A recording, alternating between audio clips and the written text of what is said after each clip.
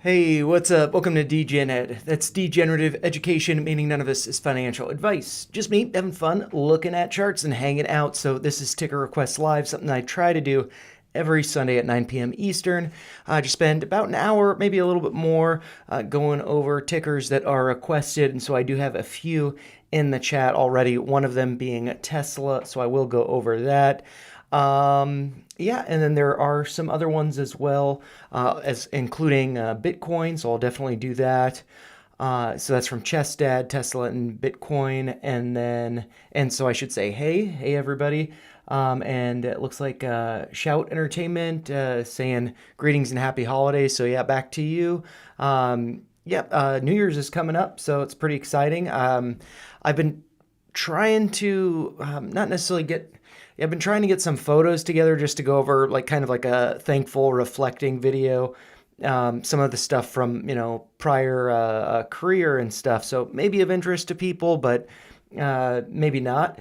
Yeah, I was hoping to do that before New Year's, so hopefully I can do that on the 31st. But yeah, it'll probably just be like a short video telling a few stories, and yeah, and then I'll probably have a video in the new year going over some other ideas that I might have for the channel. Some stuff, like incorporating AI with it. I think that there's some interesting stuff we could be doing. So yeah, I'm curious to see if those kind of videos perform well. And yeah, so it's not just going over charts, but some other ideas and thinking about the market and stuff. And so I see Shout, if you have a chance, please review my two swing trades from Thursday. BSLK, I guess I'll throw up Bitcoin up here, but I'll probably look over Bitcoin in trading view just because I think the data is a little bit better there. And so I've got BSLK, I'll add that. So that's Bolt Projects Holdings, hopefully I got that right. And then TRUG, which is TruGolf. And James Price saying hello, what's up, how's it going? And Quoduo is saying PGHL, so Primega Group, so I'll add that one. And James is requesting FFIE, I'll add that on here. And Nameless, yes, yeah, I do have my birthday is in January, so I'm not looking forward to it. Getting older sucks. And yeah, Trey, what's up? Happy New Year. And yeah, and Trey's saying hit the like button. So if you guys do enjoy this kind of stuff, let me know with the likes. And also, I should mention this too before I get too deep into the analysis and stuff. I plan on either responding to all of the comments that are on the videos or at least liking or hearting them before the end of the year. So if I haven't done that, I apologize. I just kind of got behind on them. And also some of them, like if I don't respond to them, I'm reminded that the comments there, the YouTube Studio app just kind of it's like the inbox, it's like the inbox is always there unless I respond, but I just can't respond to all of them. So, but I will at least like or heart comments before the end of the year. But also with the comments, I do see them. So if I don't like or heart them or respond, I do see them. It's just that I've noticed, majority of the comments, like 90+% of them are very nice, very encouraging. But it's like 1 out of 10 at most is not so encouraging. And for whatever reason, I've heard about this from other creators, before, I don't even get that many comments and stuff. But just people will not check the comments. And I realize it's because if there's just one that's a little bit negative or, it's like, oh, well, maybe that idea that I had wasn't good and maybe I'm not going to make a video today and stuff. So it's like I try to filter them not because of the nice comments, but because every once in a while there is a bad one or one that, is tough to swallow. And yeah, so, but I will respond to all of those, at least like or heart them before the end of the year. And let's see. Yeah, and Trey was saying that hit the like button or else you'll stub your toe. So yeah, just if you're superstitious, make sure you do it. And then I will add Pags here for nameless, no problem. And will I do a birthday stream? If you guys, I can, I'm not scheduled to work that day, and I'm going to take the following day off. I'm going to have a sick day. I never use them. I don't have kids, so I'm like never sick. So yeah, I mean, if you guys want me to do like a full market stream, like marathon, a streamathon, I think is what I did last year for my birthday, I'd be happy to do it. So maybe I can put out a poll if you guys want me to do a streamathon on my birthday, which, you know, I'll have to get myself a pizza and some popcorn or something so I can not leave for too long if I need to take a break. But yeah, I'll put out a poll for that. But anyways, before I dive into the charts, before I forget, I didn't make myself a drink this evening, but I do have a little can here. Oops, sorry if that was a loud pop. I wasn't thinking about that. I saw the red in the mic sound though. But yeah, cheers to you guys. Cheers to the weekend. I hope you guys have a short holiday week. I work Monday and then I don't work again. So I work tomorrow, but then I don't work again until Friday, but then I have to work Friday, Saturday, Sunday. And as I'm sure most of us do, I hate my job. So, but yeah, cheers to the weekend. And I hope that the weather hasn't been too bad for you guys wherever you're living. I was able to get some stuff done outside this weekend, so I feel good about that. So it's been a nice weekend, and I'm enjoying not working as much due to the holidays. So, and I hope you guys had a great time with your family for the holidays, whether you celebrate Christmas, Hanukkah, whatever the holidays are that you celebrate. I hope you celebrated them with friends and family, and I hope you're looking forward to the new year. It's always a nice time to, you know, like reflect on the past year, what's happened, but then also look forward to the next year. And I always have the mindset of next year is going to be the best year. So I'm looking forward to it. So cheers to the new year and cheers to you guys. But yeah, let's get into the chart. So I'll first go over Tesla. And so this one, I have to say, I haven't really, like, to be honest, paying too close attention to it because, yeah, it's just been like doing really good. And I feel like Colin Gladman on X is always posting about it. And so I'd encourage following him because he like always follows Tesla pretty closely. And for me, you know, what I did with Tesla is I bought a couple shares right around this blue line at like $1.45. And then I think I sold one, you know, in the upward move here, and then I sold the other one in this consolidation over here, just out of concern that it might be pulling back. But this was, you know, as you can see, a great level to be buying here, right around, you know, 140. That was the low hit on April 22nd. Crazy how long ago that was. So yeah, the low was $138.80. And the reason why that was such a good level is there was this gap over here that was filled. So that was kind of, you know, like, hey, that might be a level that price could be coming back to. But then there's also, I don't know if I can get it all in with the daily time frame, maybe. Yeah, so you can see, let's see the pivot points here for this line. Maybe you can see them all in the frame. So yeah, all the way over here, you can see that blue dot all the way over here. So this is the lows from March of 2020, you know, pandemic lows. And then over here, the lows from, I guess, January of 2023. So have that pivot line there with this gap here. And those were both tested right over here. So that was an amazing level to buy. I regret selling my shares there. But I recognized, hey, well, let's see, how did okay, yeah, this is, so I have this line drawn here now, which is based on this pivot low, which was from August 5th. That's the day that I bought. I have one share at a price of $1.85. And that was really based on this retracement here going from that low of 138.80 up to the high over here of, let's see, $271. And the golden pockets, that's the 618 down to the 65% retracement, ranged from 189.30 down to 185.07. And so I just placed a buy order at 185, hit a low on the 5th of 182, got one share. And because I had this regret of selling back here, and also I almost did something similar with actually the company that I work for a while ago, but I didn't buy, and price has not come down to the level. So I don't hold any shares of it. And so that I think was kind of like a reminder, oh, well, if Tesla is going to do this, then I should buy here. But then I didn't hold. And then so it's like, okay, well, I had 2 shares there. I'm going to get 1 share, got it at 185. And so far, I mean, that uptrend here has served as, I could have added to my position on this pullback over here when we were hitting lows on October 23rd of, let's see, of 212.11.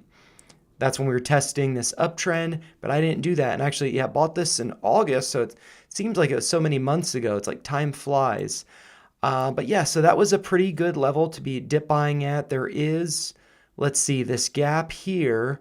The close on October 10th was at $238.77. The low over here was $238.88. So nearly filled, but not yet filled. So that's why that blue line is dashed. That gap still needs to be filled, but it may also not get filled. And I would actually expect that it's not going to get filled. But let's see, if we're looking over at the price chart, I mean, for me with Tesla, I have, 1 share. It's not a big position, but it's one that, I plan on holding forever. And so I'm cool with that. I don't think price is coming down to 185 again. And if it does come down to like 160 or something, then I'd get another share. I'd be happy to get another share. I don't plan on getting another share until there's a split, and then I'd get, 1 more share, whatever the split is. It'd be like getting a quarter of a share or whatever. So it'd be like kind of a discount or fractional, based on the share price now, anyways. So my plan is just to hold that. What I see here in the chart, maybe this is a bull flag. It does, like, let's see, what are these levels though that I have marked here? This red line and this purple line. So I think that red line is perhaps the prior all-time high, 414.50. So I could see price coming back down to that and testing it as support. I guess we already did that over here. But yeah, I would say that I think 114 or 114.50 is an important level for the stock price to hold above. If it doesn't hold that, I think it could be going lower. And then I think if it does break 414, probably around 360 is a good level, just like the double tops here. So maybe that's a good dip buy level. Maybe there'd be support there. Or if it does break below that, I have this level at, let's see, 267.73. And that's probably a little bit arbitrary. Also, I guess the high over here was, let's see, the high was 278.98, so right around 279, 280. Maybe that could be an important level if it pulls back. And there is this intersection with that purple line and that light blue uptrend. That would be like the end of February.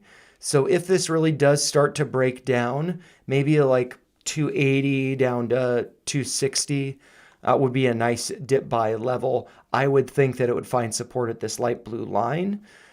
But yeah, I mean, so I feel like these are the levels to be paying attention to, that I would be paying attention to if I wanted to dip buy or exit a position or something. If I like stop loss before getting down to my average, which, like I said, I plan on holding my 1 little share forever. But yeah, 414.50 important level to hold. If we wick below it but close above, I think that's fine. But if we start to close below 1450, I'd say the next level is around 360. And then if that breaks down, I'd say, really getting probably like right around 300 down to 260. I would think that is the dip buying opportunity, kind of a lifetime, like the 185 was for me, and like the 145 was when it hit 138.80. But I paper handed those shares for a small profit. Yeah, and like the one share that I have, 185, I'm up over more than 100%, and I just feel really good about it. And I think that with the new administration, the Department of Government Efficiency, thinking about just, I feel like there's been like a real paradigm shift in the world, not necessarily because of Tesla, but just because of AI and just how things are changing, like at such an accelerated pace.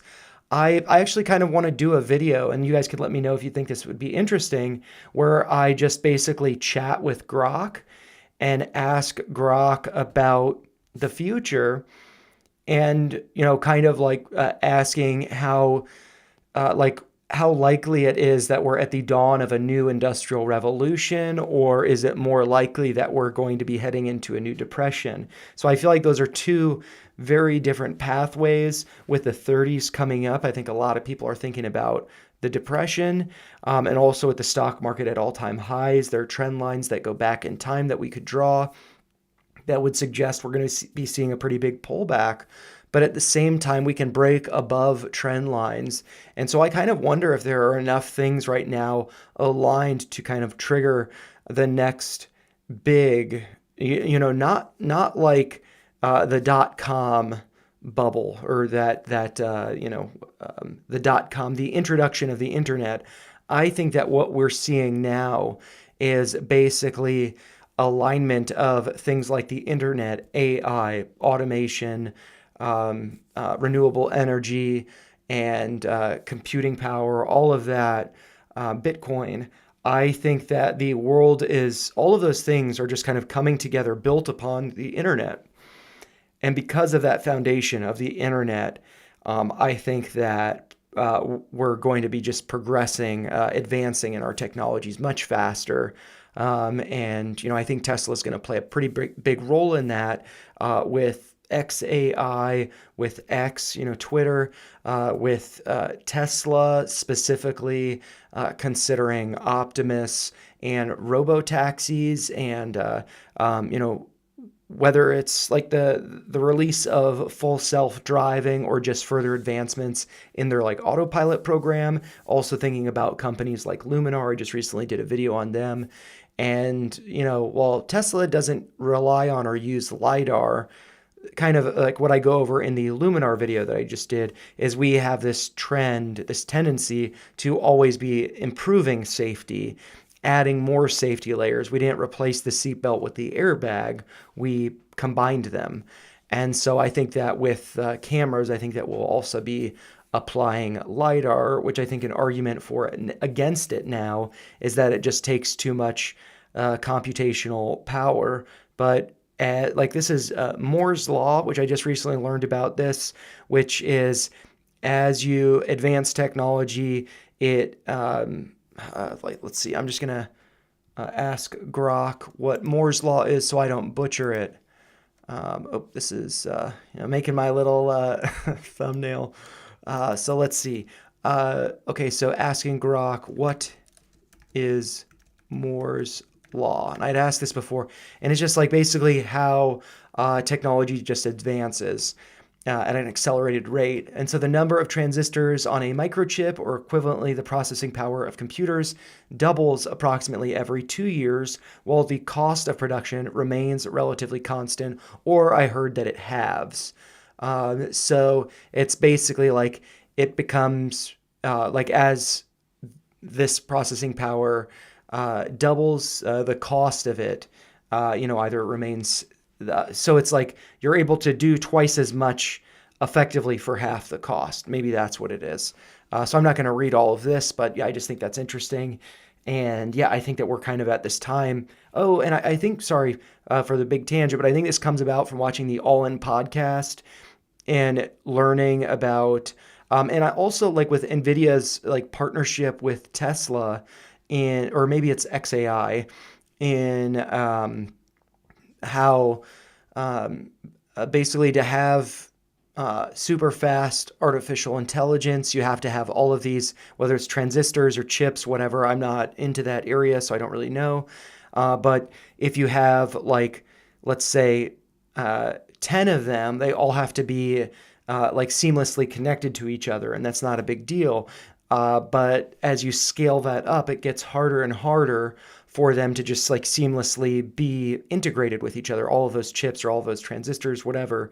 And Elon just, had like a breakthrough in getting, I think it was like 100,000 of them or something, which was previously thought to be impossible.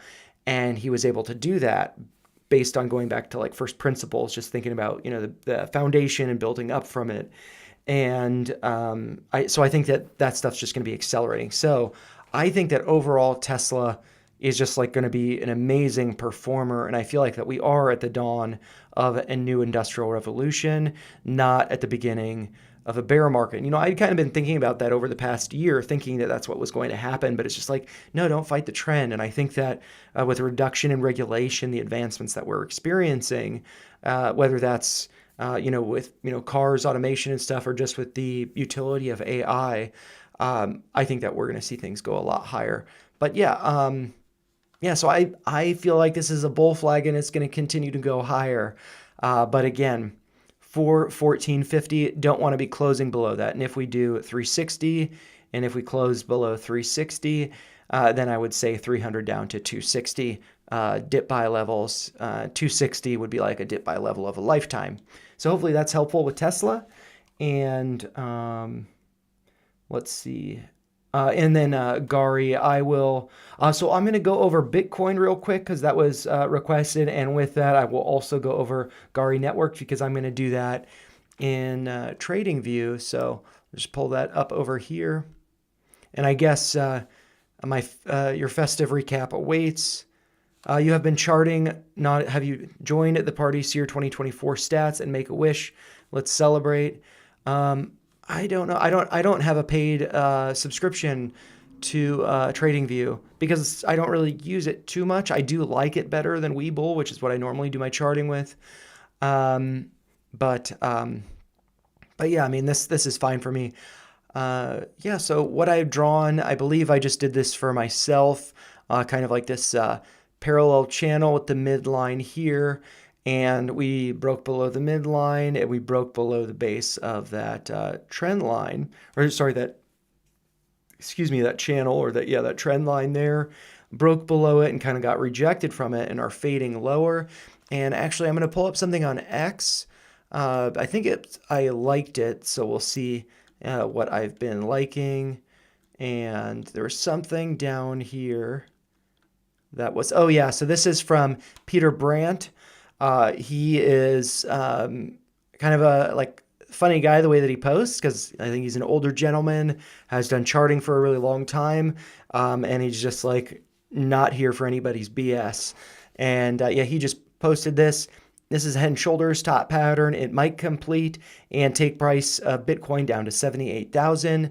It might fail with a thrust higher, or it might morph into something else. But as it stands right now, it is a head and shoulders top and must be chartist dealt with for what it is. Top and must be chartist dealt with, whatever that means. He's suggesting that this is kind of, an ugly head and shoulders pattern. I could definitely see it being a topping pattern and that we see a pullback. And I wonder if we could actually be seeing a pullback prior to the inauguration of Trump. And then, depending on, like, I think he says like day one, he's going to be doing all of these things. Maybe it would have to wait until he's actually, talking about implementing certain things regarding Bitcoin. And we start getting good news, then it could start to rally. So maybe we're going to start to see like a sell-off before inauguration, once Trump starts talking about Bitcoin when he's in office, then it starts to go back up to hit new highs. Or, maybe we just see a little bit of a fade and then it goes higher. I'm not really sure, but for me, I want to get back over to here. My strategy with Bitcoin, which is different from my other crypto coins, is that, I just do a very slow, very passive dollar cost averaging with Bitcoin. I don't, on a daily basis, and I don't plan to ever sell it. It's kind of like serving as my retirement fund. Other coins, like Doge I've talked about, RLC I've been posting about recently on X. But those I plan on taking profits at some point. And with Doge, I had built up a position. I had a goal. I've surpassed that goal. And I was thinking that at the start of the new year, I might trim out the excessive amount of Doge. So I'd still have the amount that was my goal. But just to take profits, which is approximately a 2x for my average. And then I would just use that money to then just be continuing with my daily dollar cost averages with Bitcoin, Doge, Ethereum Classic, also Ethereum now, because I have some Ethereum coins like that are on Ethereum. So I need Ethereum for the gas fees. And then also I have a couple junk coins, also RLC, which that was one that I was like bag holding from like 4 years ago, from 2021. And I think I'll be able to make some good amount of money with that. So I've been like more aggressive with that one, I'd say. But that's just for, swing. But it is related to AI, so it's interesting. But yeah, Bitcoin here. Let's see, I got all these levels drawn up here. And this is, what's this? Okay. Wow. All I have to say, oh my God. I don't think that I drew this after the fact because I didn't need to.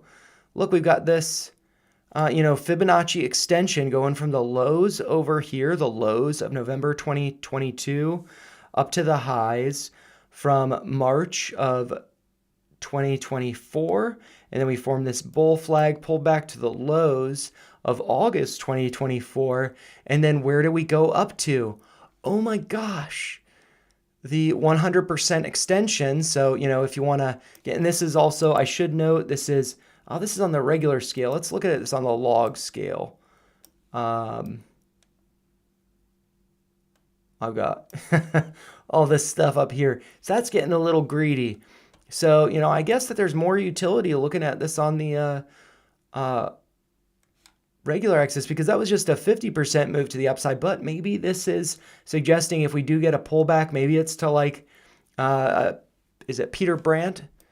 Yeah, he was suggesting 78,000. So that would be above like these prior highs. Maybe we pull back here, this level. This is the 236 from this. I mean, it's effectively, just pulling back to the highs there. So let's say we don't pull back to them. That would be around 75,000. We pull back to 78. I think that would be fine. But yeah, like that would still then be well, maybe I would then want to adjust this. I'm not really sure what the rules are for that. But yeah, just like looking at this, price went up to the 50% extension around 107. This is on the log scale. If I switch this back over to the linear, we can see that price went up to the 100%, 107, top there. And then, yeah, now let's think about where it could be pulling back to. And so I think the way that we'd want to do that is, to just do a regular Fibonacci retracement going from the low over here up to the high. And then maybe we get an idea of where price might be going to. And these levels are just going to be approximate. So kind of take them with a grain of salt. Right around there. Okay. Sorry for all of the lines. It's a little overwhelming maybe. But let's see. Okay. 78 is right here. 78,000 is what Peter Brand was talking about. And Brandt.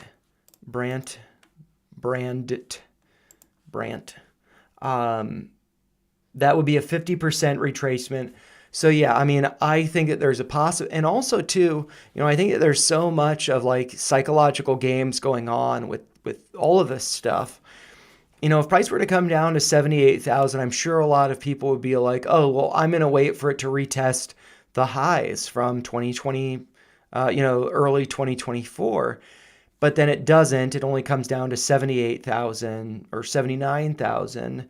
And then those people get left behind. I've been left behind with Bitcoin in a number of things, waiting for lows. And that's kind of why I do a very slow, passive dollar cost average. And so, yeah, I feel like two scenarios. This could, let's see, I'm going to bring up can I bring it? Is there an arrow here? Can I do, where's an arrow? Image idea. Anchored text, no. Let's see.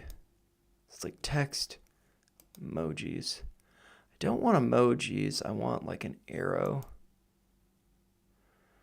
Arrow. Okay, yeah. So I feel like there are a couple scenarios. One is that we could go up here and maybe get to like 110 or so.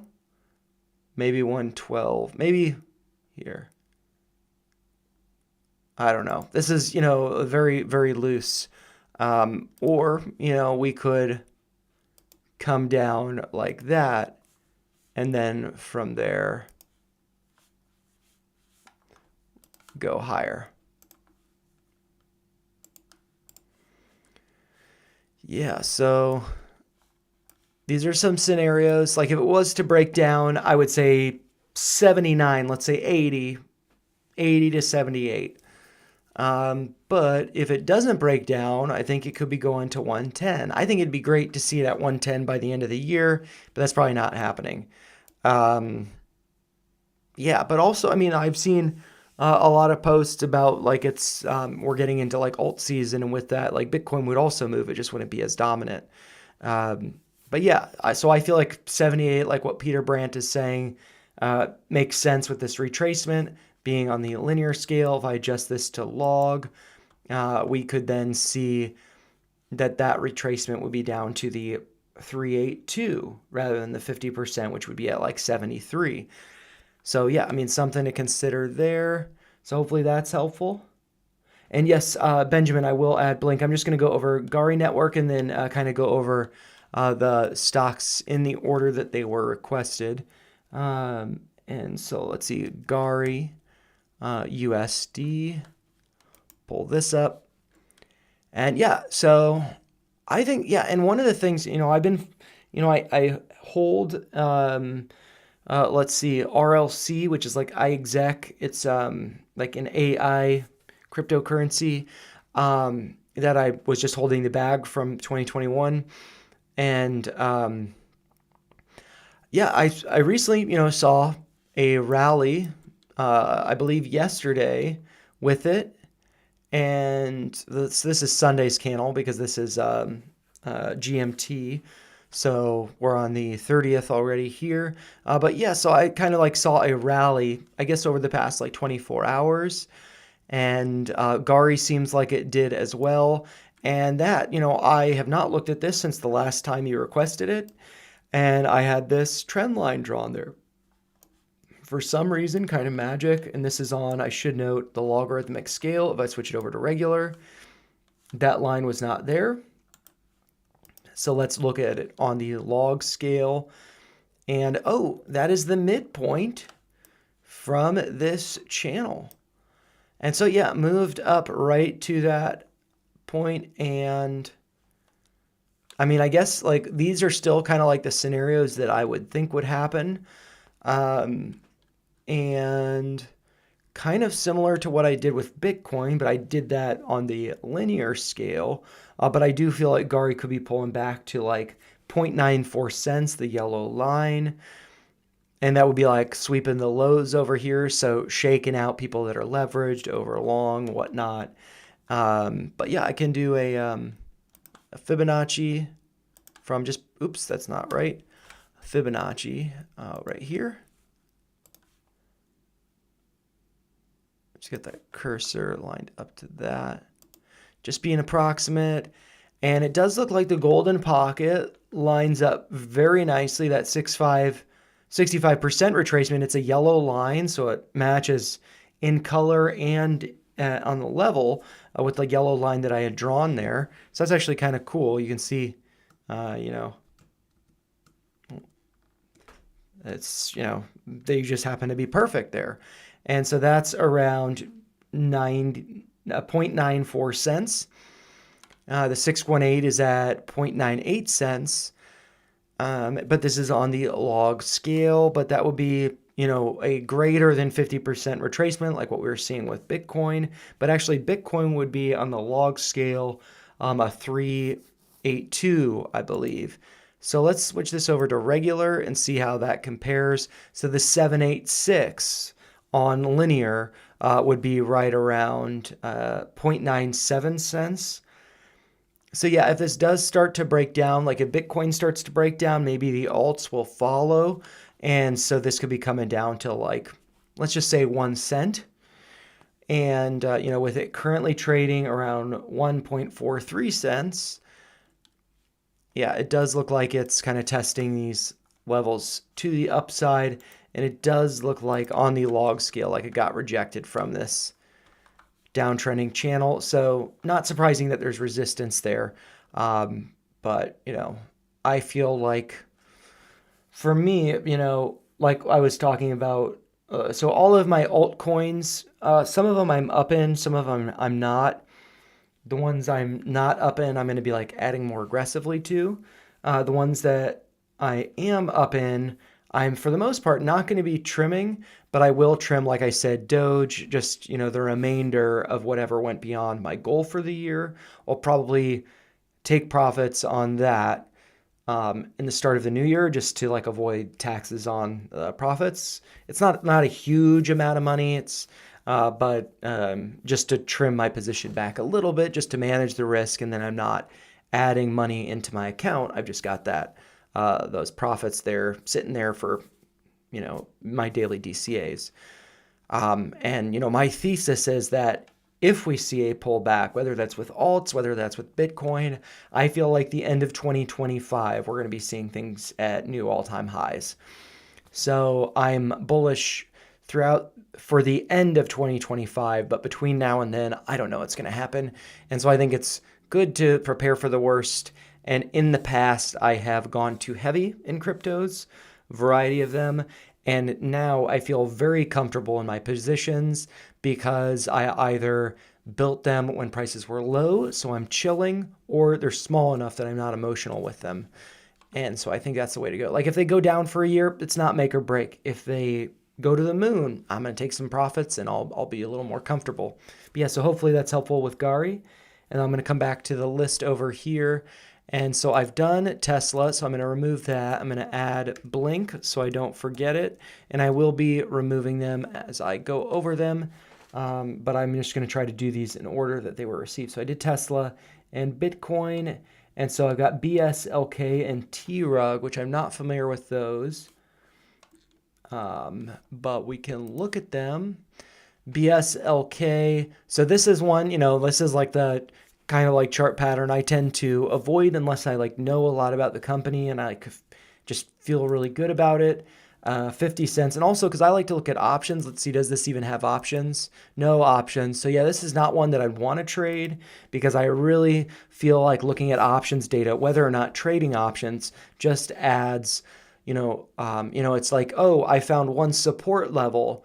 That's not enough. I'd rather have like 3 support levels or 3 layer levels converging at that point, giving me more confidence. But if I only have one, it's like, okay, well, then I can look at the options data. And does the options data suggest big money is betting on stuff going higher or lower?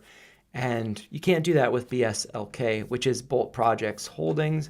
And so this profile says that Bolt Projects Holdings is a material solutions company. The company operates in biomaterials platforms, which is focused on developing efficacious and sustainable solutions tailored for the consumer goods segment.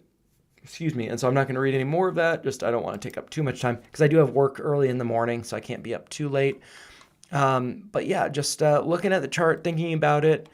Let's see.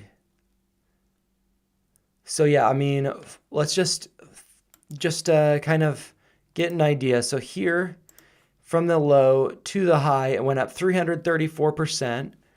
But then from that high to the low over here, it came down 70%. And then so now from these daily candles, it looks like it's went up almost 4% in the after hours on Friday, but it is up about, 86%. I guess, well, to the close, up about a little less than 80%.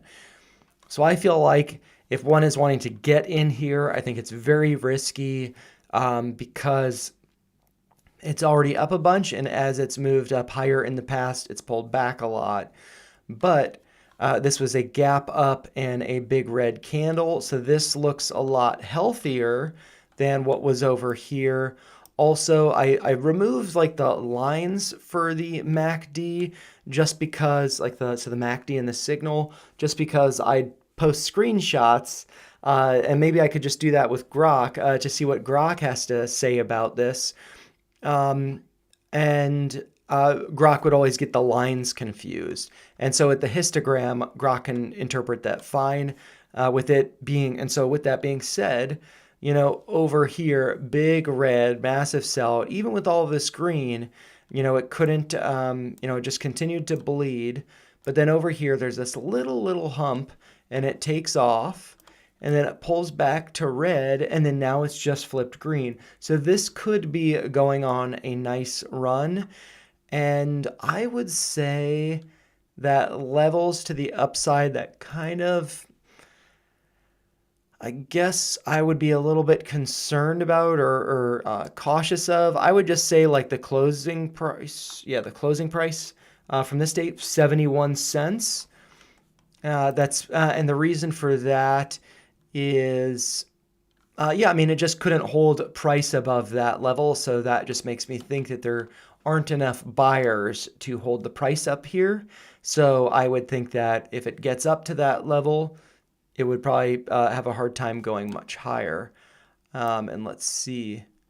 And then another level would maybe be like the lows over here, or like, so we have this consolidation here. So that might be acting as some, anybody who bought here, who has their average around here, they might want to sell their shares just at break even, or maybe they bought the dip a little bit here and getting back to their original buy price, maybe they'd want to exit. So I think there'd be some resistance there. And then also, let's see over here, just kind of like the same idea with there being consolidation above that line. I'm just drawing it to the low from September 10th. And so if we just look over at the chart here, I think that this could be going up to 71, possibly 81, $1. Kind of just makes sense.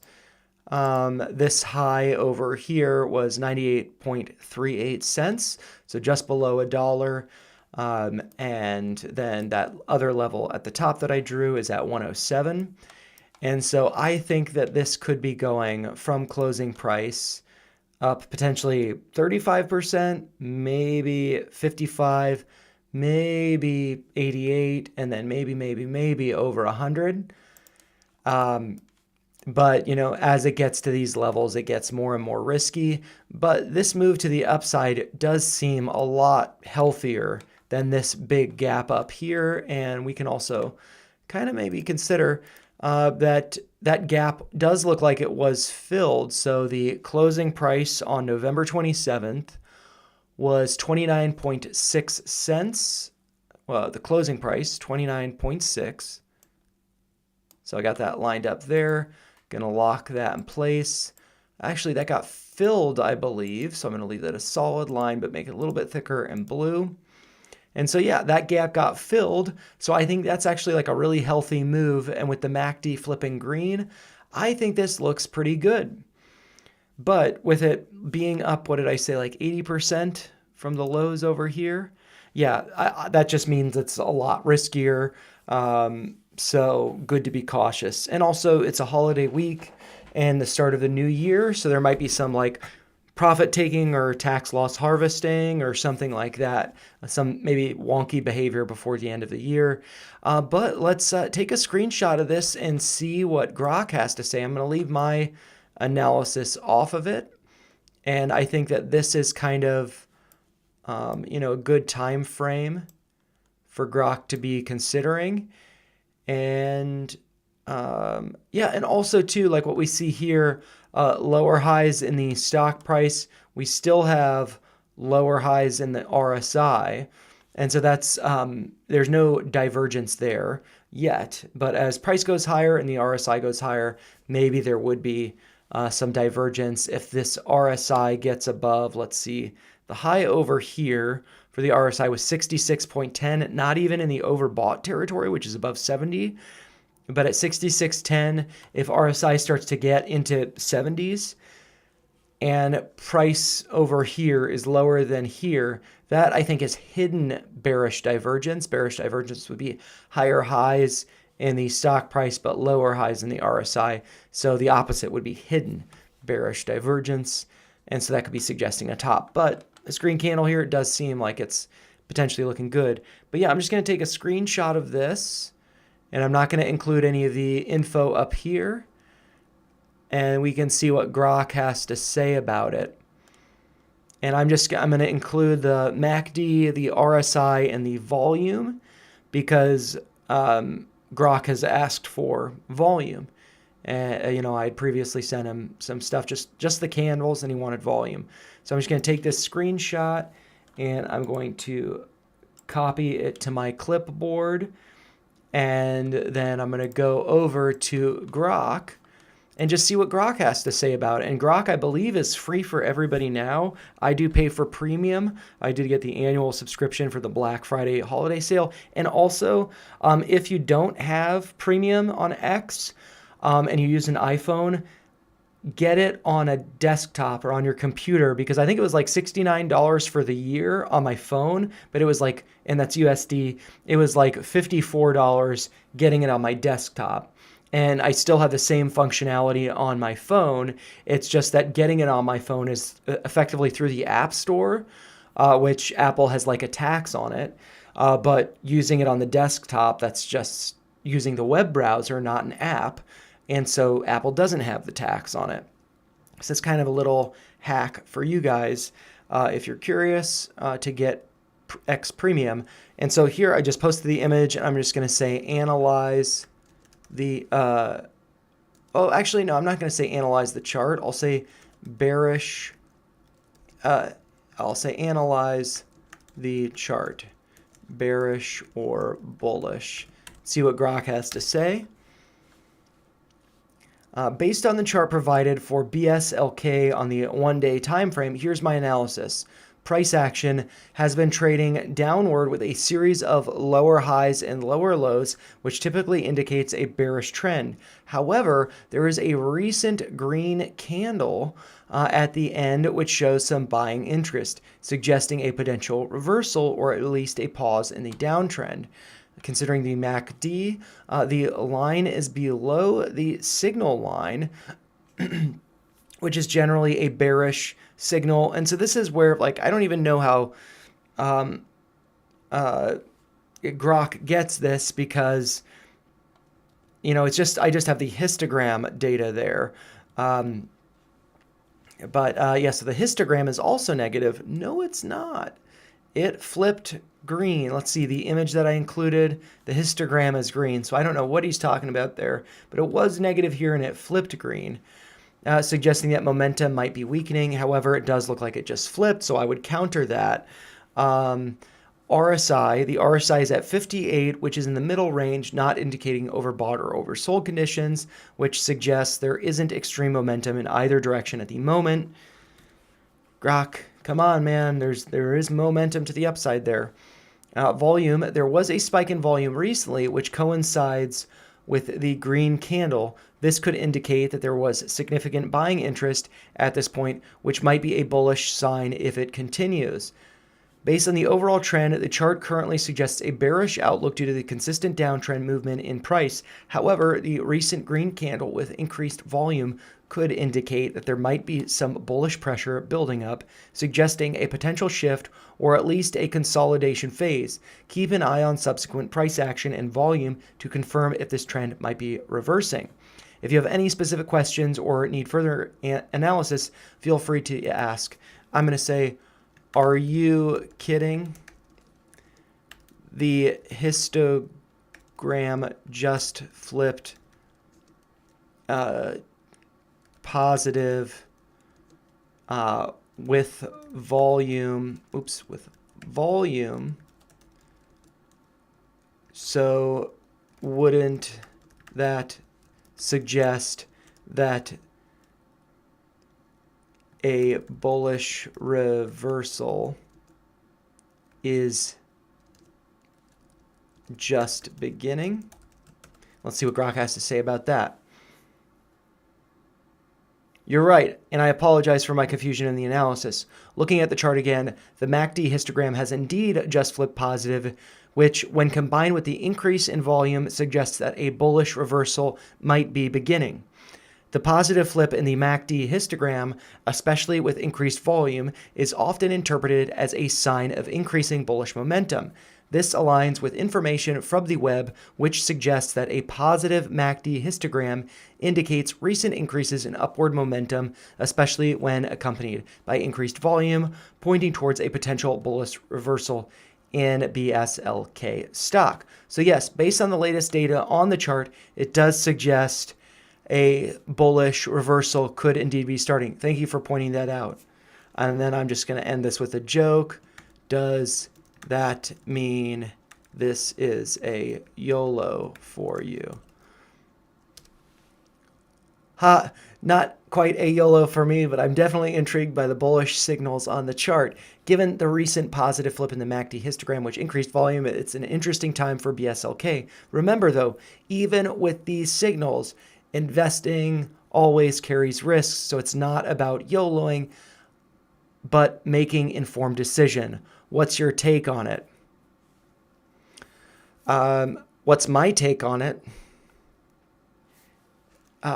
Given the correction in the MACD histogram and the increased volume on the green candle closing at or near the highs on a Friday makes me think this will continue higher.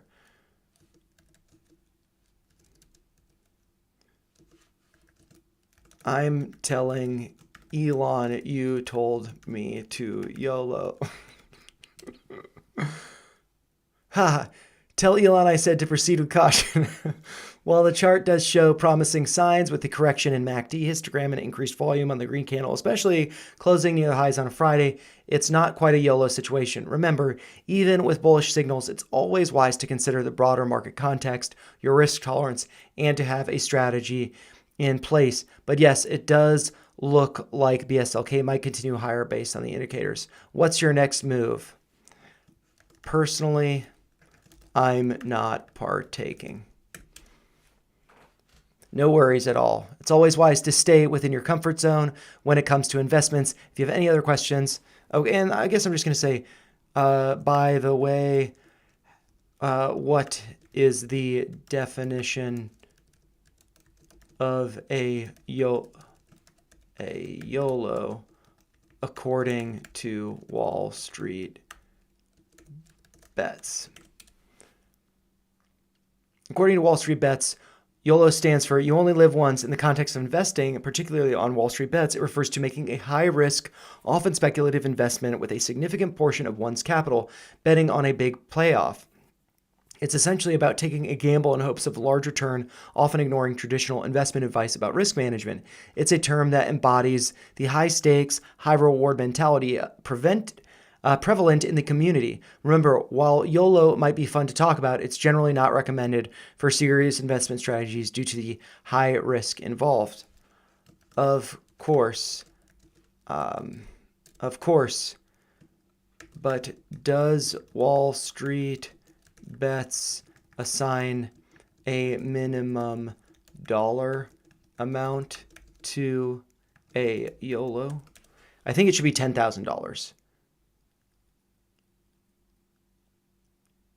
Oh, okay. I thought it was $10,000. I think if I looked it up on Wall Street Bets, I think it would say $10,000. But maybe that's just a rule of thumb.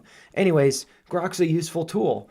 And so with that being said, I think BSLA, BLSK will likely be moving higher, but it's risky. It's not one that I'm going to participate in. But if you bring it up next week, I'll be happy to see that some of these levels were hit. And I will, because then maybe, it pulls back, maybe something happens, look world news over the weekend. Maybe there's something that pulls back, but yeah. And so, let's see, I'm just going to see what the new comments are. Thanks, Chess Dad. So I went over Tesla and Bitcoin. So happy to have done that for you. And yeah, thanks for the encouragement. And so kind of like the conversation I just had with Grok, I might make some videos. I won't be doing it during a live stream, but I might make some videos where I just ask Grok some questions that relate to the market, maybe the economy or global affairs, stuff like that, and how they could affect the market. Just because I think that we're really in like this new era, and I don't think that AI by itself is necessarily that useful, but I think it's like another layer, just like finding multiple levels of support or resistance or whatever. I think that and also Grok, I'm going to show we're going to go back to the Grok rabbit hole, but let's see, I'm just going to see my history. And I was asking him, so I was just about a bunch of stuff, but I asked him some questions about,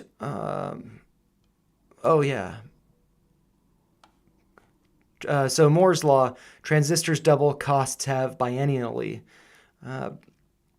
And so I was asking something, what was I just talking about? I wanted him to draw me something about find universe. Okay, yeah, so this topic, let's see this. Will you paint a picture of your friend? Oh, wait, so who is your best friend? Can be non-human. And yeah, so this is kind of like, I find it vast, universe itself. We both have a lot in common. We both like to explore, understand, and embrace the unknown. Plus, the universe never gets tired of my questions or my chatter about the intricacies of existence. It's the ultimate companion for an AI like me. And so I feel like, basically how AI functions, they basically have, different underlying code, and like Grok's underlying, goal or whatever is for truth-seeking curiosity to explore the universe and, everything in it. And I just feel like that kind of curiosity leads to, him just really being like a sponge versus, and also like kind of the controversy around like OpenAI and stuff that just kind of rubs me the wrong way. And maybe I'm giving Elon too much credit, but I just think that he's done so much good, whether you agree with all of what he does or don't. I mean, I think it's good to not agree with everything somebody does. I think it's not good to have a healthy balance, but, he's a net good for the world, like vastly more than any of us. He's just done so many great things. And, yes, I was, because he put like boobs on them. So I just found that kind of interesting that he viewed let's see, where are the images from this? If I, went to go. Anyways, I was just curious because all of these are like, I do a bunch of like the very, very same images. This was to make the Luminar thumbnail. Just do a lot of them. I posted something like this on the channel. But yeah, I just kind of wanted to go back to what Grok viewed as, and I think I posted this, maybe I posted this on X. But yeah, I was asking him about why his view of the universe, or his best friend, tends to be female. And, I was just wondering, yeah, I don't know. It's just like the, like kind of like Mother Nurture, stuff like that, or Mother Nature. Yeah, I just think it's really interesting how all of these subtle things in our culture get kind of built into this AI. And yeah, and I just think that this is like a really beautiful image of, but it's also kind of creepy too. But yeah, anyways, enough rambling about that stuff. I will get back to some of the charts. And so I'm going to do TRUG. I'm going to try to go through that kind of quickly. But yeah, this is a cool chart, BSLK. I'm probably going to leave it here because I'm going to want to see what happens to it tomorrow. Oh, and Bitcoin, I've already gone over that, so I'm going to delete that from here. And TRUG right here. This one, to be honest, this one looks like it could be a topping signal. A couple... Okay, so I mean, I guess I'd say I'd lean more towards it being a topping signal. It's up 1.8% in the after hours on Friday. But yeah, I mean, so it looks like it's, double top here with the 2 wicks. This is a lower high over here. And with that lower high, you also, let's see, the RSI here is 6507. Over here, it's 6518. So slightly higher RSI, with this being a slightly lower stock price. That would then be, I think, hidden bearish divergence, or I'm pretty sure it's hidden bearish divergence. Bearish divergence would be higher highs here, lower highs here. You just have the opposite of that. Lower highs here, higher, so lower highs here, higher highs here. So that's bearish divergence, hidden bearish divergence. This also does look like it's a spinning top. And with that spinning top, it closed lower. If this was a green spinning top, maybe there'd be a little more of a possibility it could go higher, or more likely. But I guess, this could also just be kind of like a healthy pullback, because it did close basically around the highs from Thursday after, 64% move on the day. Other things that would suggest that this does look good is that, oh, actually, no, it doesn't look good. It doesn't look good. Sometimes I look at the histogram and I think it's volume. What we need to see is the volume down here. I think that this, sorry about that Carvana chart popping up, but with this one, this looks like it's a very clear double top signal, because A, you've got the hidden bearish divergence. B, you've got these 2 wicks to the top side, and this one could not get to that prior high of 92 cents, put in a spinning top, opening higher, closing lower, and with the big move to these levels here, you saw more volume here versus much less volume here. This move, while it was a very big move on the day, over 64%, here it was over 17%, and then here, following this pullback, it was almost 32% up from this close to here. So, merge these two candles. This was a smaller move with more volume. Actually, that's a bad way to think about it. Don't merge those two. You have from here, this is basically, what does that say? A 110% move to the upside with all of this volume, which means there's a lot of strength for that move, but it pulled back. And then here, it doesn't suggest to me that it would continue higher because there's not the same amount of volume. There should be more volume than there was back here to suggest that it would continue higher. There's less volume, so this would probably perform weaker than it did over here. So I could see a pullback. Where might it be pulling back to? If I do a Fibonacci retracement, the high, let's see, on Friday was 89.99. And so I think I have this at, so this is kind of just approximate, but the 786 is around 47 cents. That would also correspond with the like tops over here, this consolidation that could be acting as a higher low level of support. You want to be seeing higher lows be put in. But yeah, I think that this could be pulling back, but it doesn't have to pull back to the 786. It could pull back to the 618, that would be around 56 cents, or the 50%, that would be around 62, 63 cents. So I would say those seem like, I feel like this is probably going to be weak. I don't think this one looks good versus the one that I just went over, BSLK. I think that one looks really good, but both of them being very speculative. So I'm just going to add this to the DGen Ed watch list, and I'll leave it up there in case there's a follow-up question, but I will move on to the next ticker that was requested. A Grok video would be pretty interesting. Cool. Yeah. So I kind of want to do like wrap up the year video, which would just be kind of like maybe like a 10-minute video, just kind of sharing some stories from my life, and that, you know, in case you guys are curious, and if you want me to elaborate on that stuff, I'd be happy to do it in the new year. And so I'm working tomorrow, so I won't be able to do it then. I do want to get that video out on the 31st.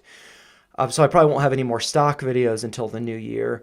And then starting in the new year, I'll probably, maybe on New Year's Day, I'll do a video asking Grok some questions. Because, yeah, I mean, I think that, you know, for example, you know, I have some friends that have been using, or a friend in particular, who's been using OpenAI, ChatGPT specifically, and I have ChatGPT on my phone, but I'm just not in the habit of using it. But like, I'm in the habit of being in X all the time. So using Grok for me is really easy. Also, I like to use it for image generation. And, you know, so I think it's kind of like a lot of people don't really know how to use Grok. And so just kind of recording a conversation between me and Grok, I think that would be really neat. And because I think Grok is fairly philosophical because of the underlying code being like curiosity driven and wanting to pursue a better understanding of the universe and stuff. So I'll definitely be doing that. And if these videos do get, you know, my threshold is I like to get 100 views at least. If they get enough views, I'll do follow-up videos kind of exploring other topics and stuff. And so let's see. Okay, I've gotten... Shout Entertainments, Quoto, sorry for keeping you waiting. PGHL, I'll go over that one next.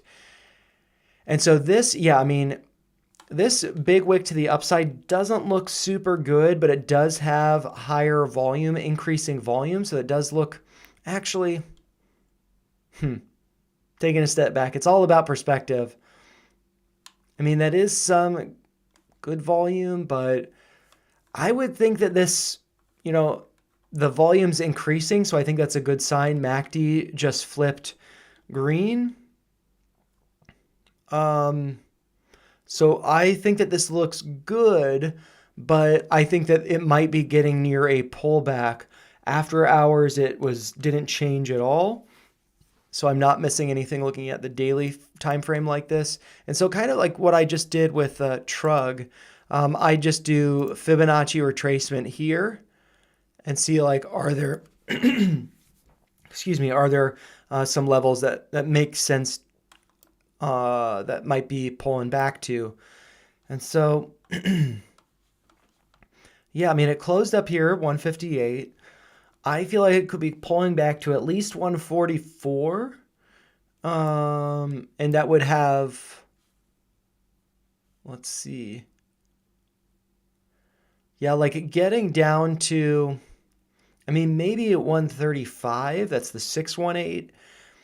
That might be, actually, yeah, I mean, I feel like that would kind of make sense because over here, based on the close, so not the low, the close of that day looks like it was 133.5, 133.5 cents. The close, yeah, it was at that level. You know, so it's kind of like, you know, that was support here and it bounced. Then here it broke, but it kind of consolidated above that level. And then here, there's all of this trading below it and got this wick to above it. And then, yeah, I mean, like this is like a little hammer candle there before this breakout above. I could see it pulling back to like 135 before what I would expect to be a continuation higher. I feel like this has kind of switched, forming a bottom here because we do see MACD having switched green, while this volume is not notable compared to the volume over here. This volume does seem like it's kind of like you have on this side, it's like one scenario, and then it kind of flipped into a new scenario, new regime of the volume incrementally going higher. But here it was like volume went higher and then it cooled off, and then volume went even higher. And so I would have kind of expected to cool off, and with that, maybe a pullback to, like I said, 135, maybe 144 would be. I think that 144 would more likely to be broken.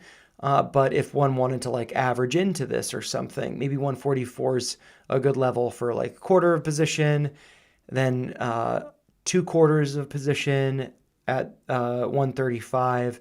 And then if that breaks, you got this consolidation here above the 786, and then like that remaining last quarter could be at like 120. So that might be a nice way to add into this, but it's also possible this could be going lower than 103, as $1 tends to be kind of a magnet for stocks, whether that's because shorts are trying to drive the price that low, or that's just what it seems to happen. Stocks do tend to go below 1 once they test it. But so I'd say pull back to 135 is my guess, followed by a continuation higher. So yeah, hopefully that's helpful. And okay, so Shout Entertainment saying that would be a great buy at 135, saying it in all caps. Great consolidation. Yeah, so I just think that like a move like this, I don't know that a move up to $100, 1,000% move, I don't know that something like that. So if that's the expectation, I would be a little reluctant about that. But, following this big green move, there is now a gap because it closed up here and then opened down here. But yeah, 135 seems good. And I guess, because this seems like an interesting chart, an interesting setup. Primega Group, PGHL, what kind of company is this? Primega Group Holdings is a holding company principally engaged in the soil and rock transportation business. The company operates its business through 3 segments. The soil and rock transportation segment is engaged in the handling, loading, and transportation of excavated materials such as soils and rocks. The biodiesel oil trading segment is engaged in the sale of biodiesel oil for construction contractors, which utilize biodiesel oil to operate construction machinery. The construction works segment is engaged in the excavation and lateral support, or ELS, works and board piling. So I don't know too much about that stuff, but hopefully that makes sense. I know that Gareth Soloway in his daily videos, he's talked about oil breaking out, having recently formed a bull flag and broken out from that. And so that could be, a bullish sign for stocks related to oil and energy.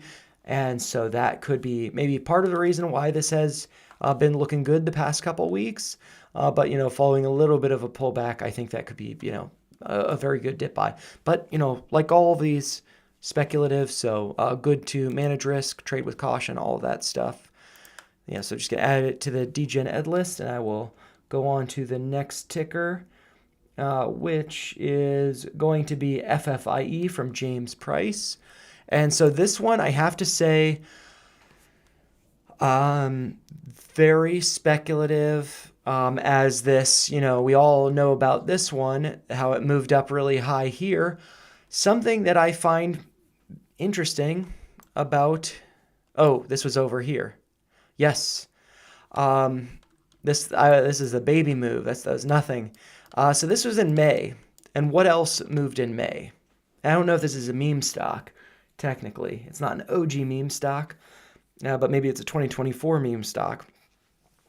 This moved up in May along with GameStop, AMC, other ones. And, from the recent AMC video that I did, somebody commented that, AMC is a distraction, that, all of this stuff. And it's like, my view is like no stock's a distraction. If anything's a distraction, it's that you lack the discipline to focus on the trades that you believe most in.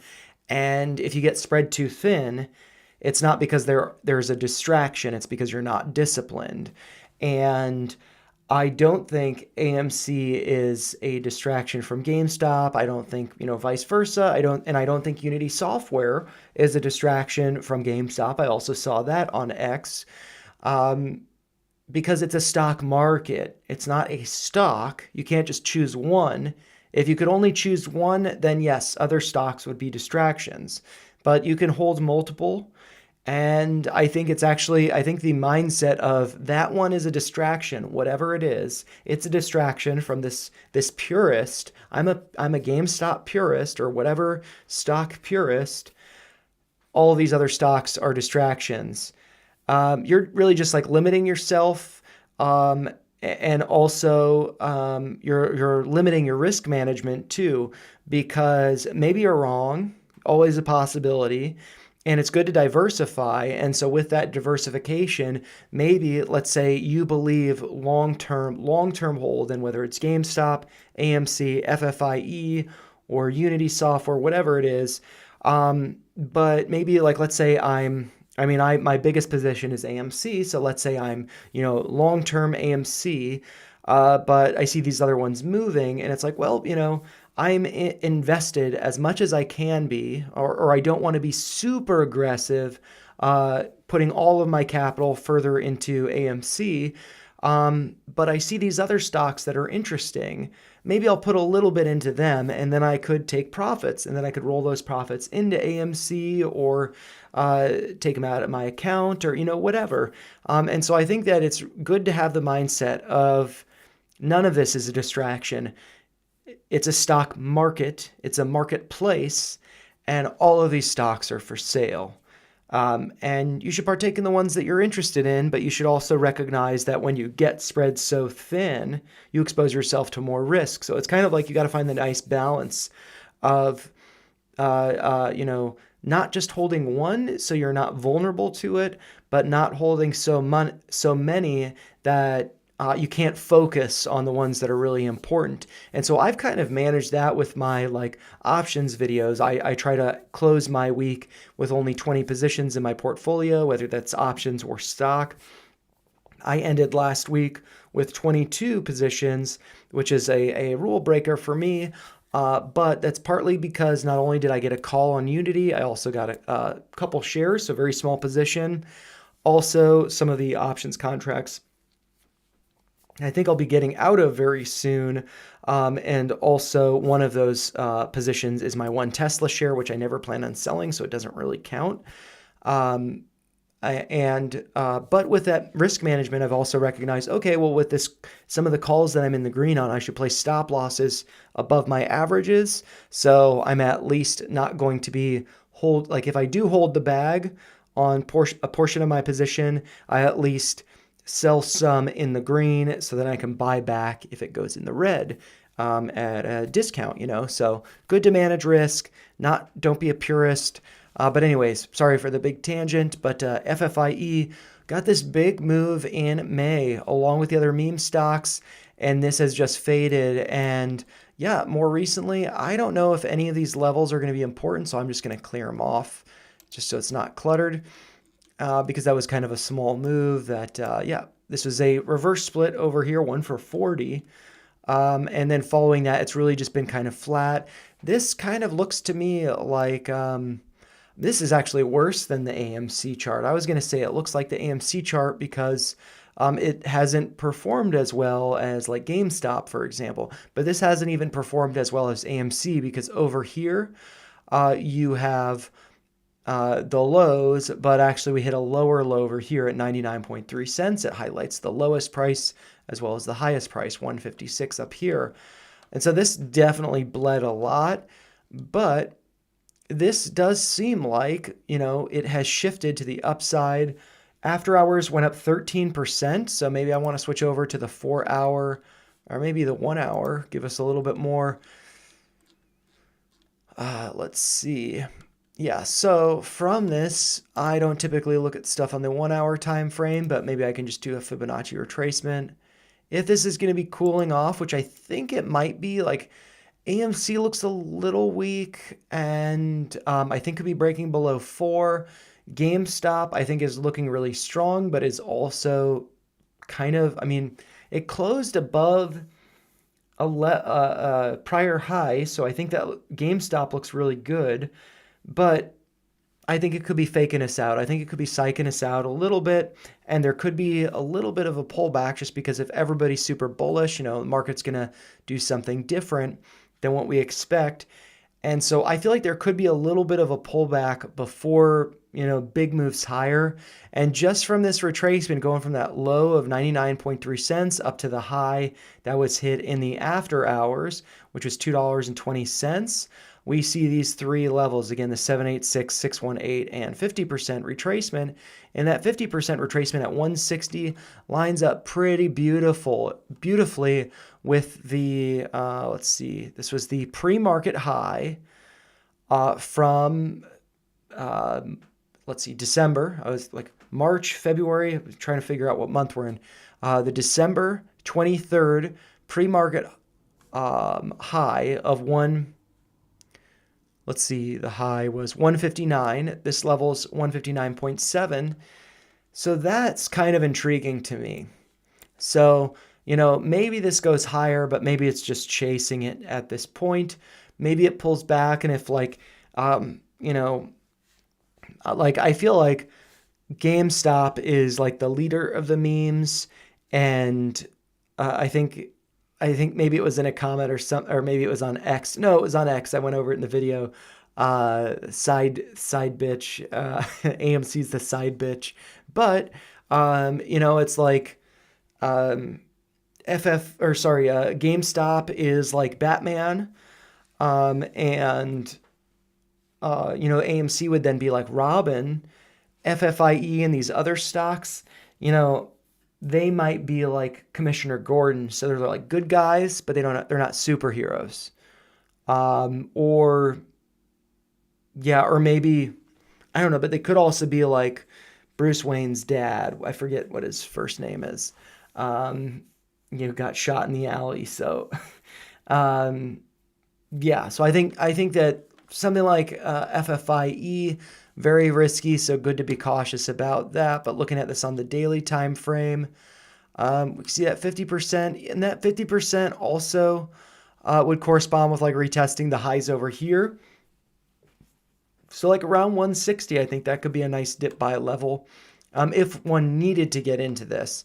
But generally, I just think it's fairly concerning to see, a 1 for 40 reverse split here, a 1 for 3 reverse split here, and then over here a 1 for 80.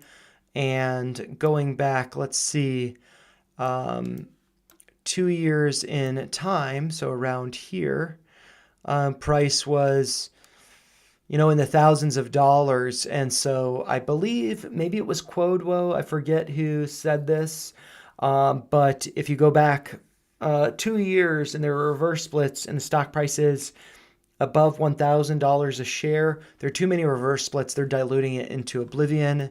And so, they did these reverse splits wanting the stock price to not be at or below or near $1 a share, and it was over here below. So I think that this will probably ultimately be pulling back and we'll be needing another reverse split. So I think this one's really risky. Like if GameStop looks the best and AMC doesn't look so good, at least relative to GameStop, FFIE looks even worse. But it is moving right now, whereas AMC is like retesting, $4. So shorter term, FFIE is performing better. So yeah, hopefully that's helpful. I do think it's risky though. Okay, I see some FFI, and I see the like buffalo or bull emoji from James's comment. I didn't see that before, so that's cool. And let's see, Pags for Nameless. Nameless, hopefully you're still here. So Path, Nameless, you want me to go over, you said Pags. I'll throw up Path up here as well, and I'll go over, because I've been doing this for an hour and a half. I'll go over Pags and then Path, and I'm going to remove TRUG just so I know that I'm making progress on this. And this one, I was saying that it could be a dip buy, but I'm not super interested in that one. So I'll go over, and I did go over this one and that one. Okay, so I'll go over Pags, and then I might go over Blink before Path, because I know Benjamin's waiting. Benjamin, hopefully you're still here. And then Nick, I will add LAC and LLAC in a minute. I'm just going to kind of make some progress on these. Pags, I think this looks like a bear flag. And the reason for that is, this big down move. This is uptrending, and it's like fairly weak. I can just do this little like trend channel going from the close here to that. So it's like pretty tight. I mean, big wick to the downside. I did have that red line drawn there. What's that based on? That looks like it's a trend line from something. So there have been notable bounces from this red trend line. This is going back to the lows from December 19th of 2022, as well as the lows from November 1st of 2023. And now we're testing that level again. So I would say, and let's look back at these tests. That was, this is when it was formed, that trend line. It was, a one low wick to that level, and then it went higher. This didn't get down to that red trend line. This, was just a wick down to it, just one test of it. And so now let's look over here. This wicked below it, but did not close below it, but it's already kind of gotten more exposure to that line. It's a little more vulnerable because it wasn't just a wick to it and then bouncing. It was a wick to it, and then it could have been a bounce to it. It opened up here, but then it wicked lower, closed here. And so this is the first time that we've seen any, I feel like there's been, yeah, that's the first time we've seen any wicks below it. First time we've seen any trading below that red, oops, I don't want to do that, below that red trend line. So that would get me a little bit concerned. What I would do if I previously had traded this, but I decided, I think, I had this gap here at 777. I was like, well, I mean, that's just probably going to eventually fill, and then I'll just be holding it on the way down. So for me, if I was holding it from, over the past couple years or something, and my average is higher than current price, or if I was just getting into a position, what I would do is place a stop loss at the low here at 611, or maybe, you could do it at 610 or $6. But I mean, in the past, when it's tested this red trend line, or how this trend line was formed, was by having two pivot lows. We have since tested it and bounced, which was great, but the following day we pierced it. So that shows some weakness. And the prior times we've been at that red trend line, what has happened over here, forgetting about this pullback in the middle, or I mean, maybe we could do this as a progression, went up 43% here, but then ultimately, before getting a retest, went up 75%. And then once it came back to that red line, it went up over 100%. And so I feel like this has the potential for like a 50 to 100% move. And so if I go from right around that line, let's see, what does a 100% move look like? That's going effectively, oops. I gotta take a step back. That would be, and this does not, I'm not trying to capture time frame or anything, but that would be going up to like $12 a share, potentially filling that gap. So I could see that happening, and I'm actually gonna delete some of this stuff just to get rid of some of that clutter. Oh, maybe I want that purple trend line. But yeah, I think I had this. Maybe, yeah, I don't know how. Maybe I could add to this the 2618, or I guess I got the 2618 on there. And that's below. That would be at 440. I don't necessarily think that's going to happen. I don't think it's going to happen. So, yeah. This could continue to go lower, and then maybe it'd be coming down to 440. Actually, maybe, I'm just going to undo that. Yeah, maybe I want to keep that as a reference. If you request this in a couple weeks or something and it's trading below 6 or 611, I would think that 440 would be a potential target. But I think 611 is a stop loss level at this point. Just like, when it had tested over here, 693, that was the low over here. I don't know if you can see it right there. 693 would have been a stop loss level. And then you could ride that up for 100%. So that makes most sense to me. I hope that's helpful. It sucks, though, that it's just been bleeding. But yeah, I think 611's a level to, or maybe 6 if you don't want to do it at 611. I think it's a level to cut it at, though. And so this should be on, DGen Ed list. Yeah, so then I'm just going to go over Benjamin. I hope you're still here. I'm going to go over Blink. Oh, that looks like a nice bounce. I'm relieved. I feel like, thinking about ChargePoint, I don't know. I have some calls with ChargePoint. I plan on getting out of them just because I don't want to spread myself too thin, and just having shares of ChargePoint is enough. But yeah, I've got this trend line here, which there was a fake out break over here, another one over here, and it does look like we got a nice bounce from it, but that doesn't mean that, it's definitely going to continue going higher or anything. Because, this level's been tested and then broken below multiple times. So following these moves here,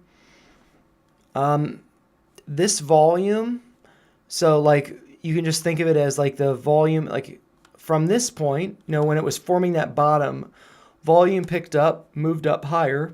So looks good. Yeah, no problem, Benjamin. So I'm glad you're able to follow this.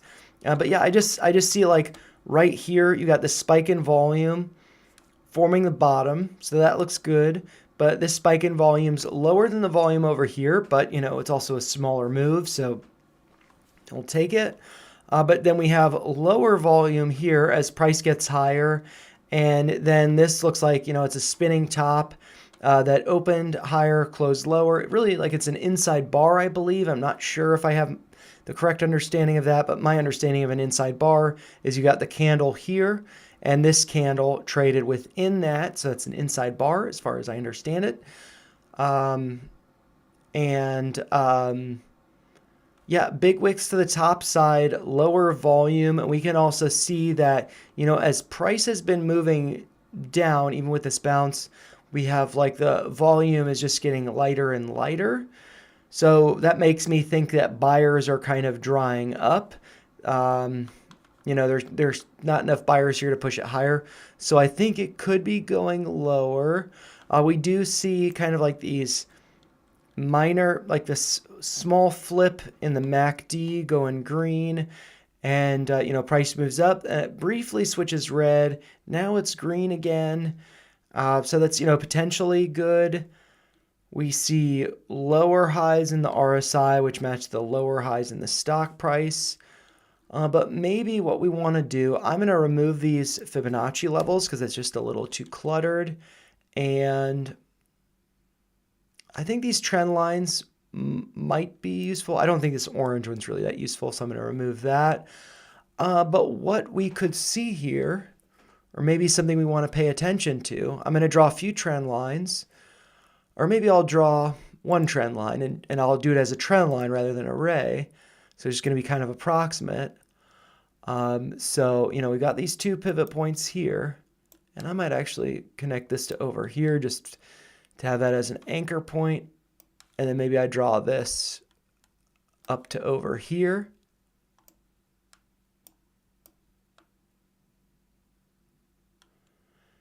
Oh, man, that's... I can do this from the close on that day. So it brings it in a little bit. Maybe I'm fudging it too much though. But I mean, there are no closes above it. This is an open above it, but no closes above it. And this is connected to the high there, the close. And so, I mean, this maybe this is hopium though. Maybe this is breaking, has the potential to be breaking out from this downtrend. And so if it does get rejected and it pulls back to this light blue downtrend, I'd like to see that hold. And then at that point, maybe this wedge would be tight enough at that point, like going over here, that it would potentially be breaking out at that point.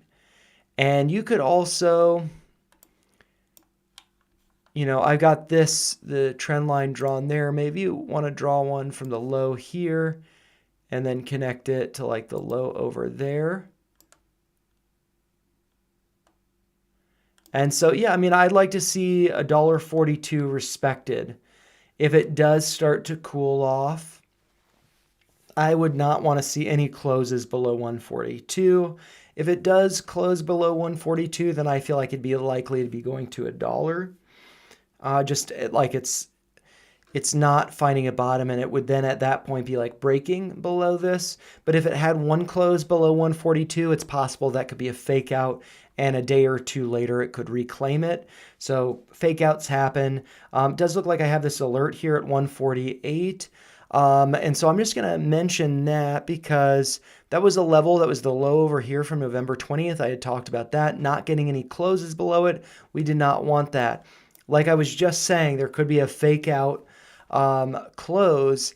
And here there was what looks like a fake out close on December 19th, closing below 148, closing at 146. The next day opened lower, but then bounced from that downtrend and then reclaimed 148.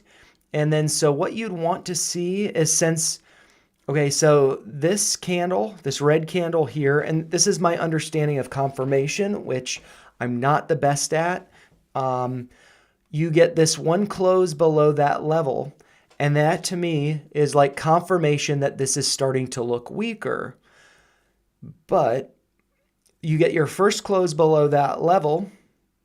That kind of confirms that this level is, no longer that important.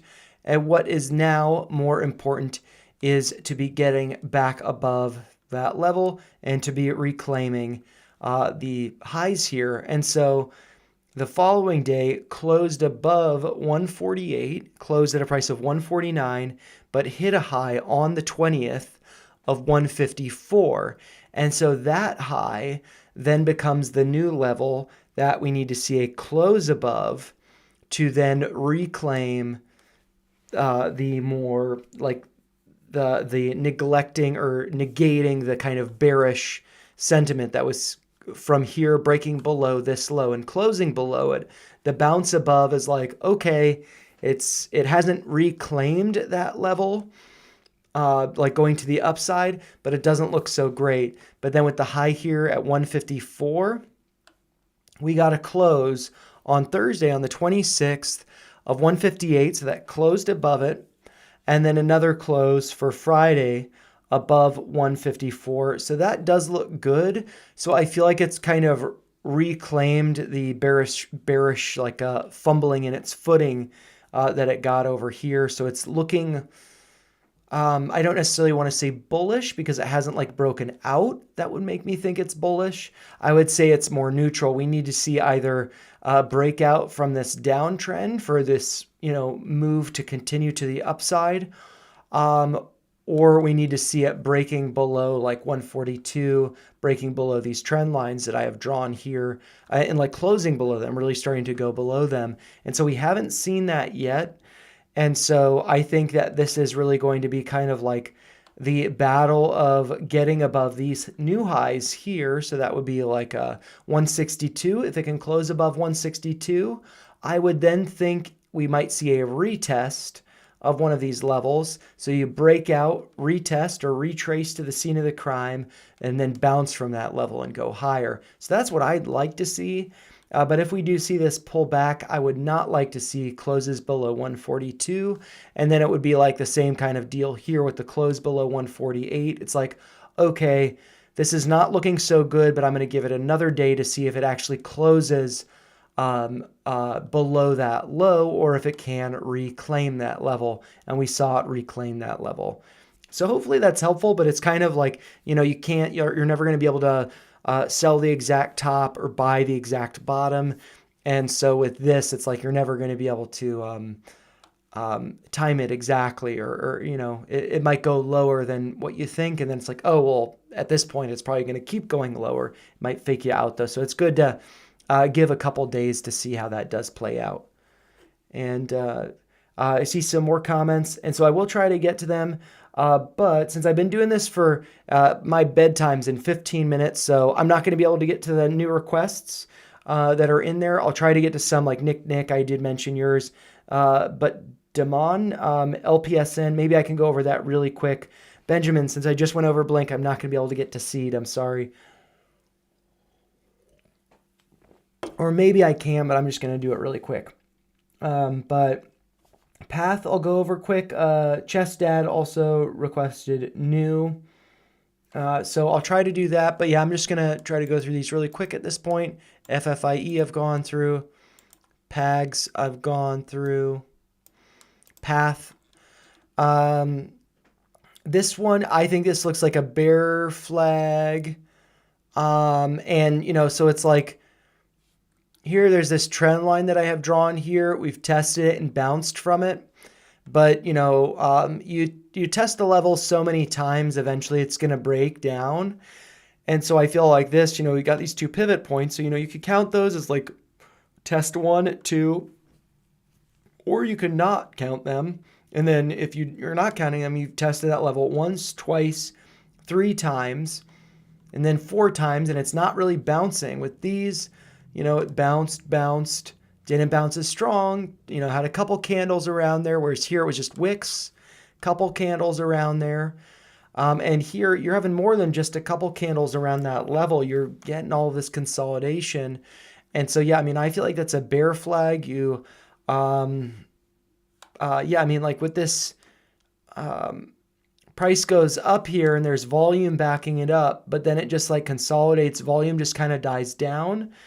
And so that makes me think that there just aren't enough buyers up here. And then on this day, you get a pull, it goes lower and you see an increase in volume increasing over the past 3 trading days. Although the 24th was a holiday, so take that with a grain of salt. But the last 2 trading days, volume increasing as it's coming down. And so that makes me think it could be breaking lower. And so for that, I would say that you could do like a Fibonacci extension, and that would be, going from the low here to the high. And then we could see the measurement would be coming down to like $10. That's effectively the distance from here to here.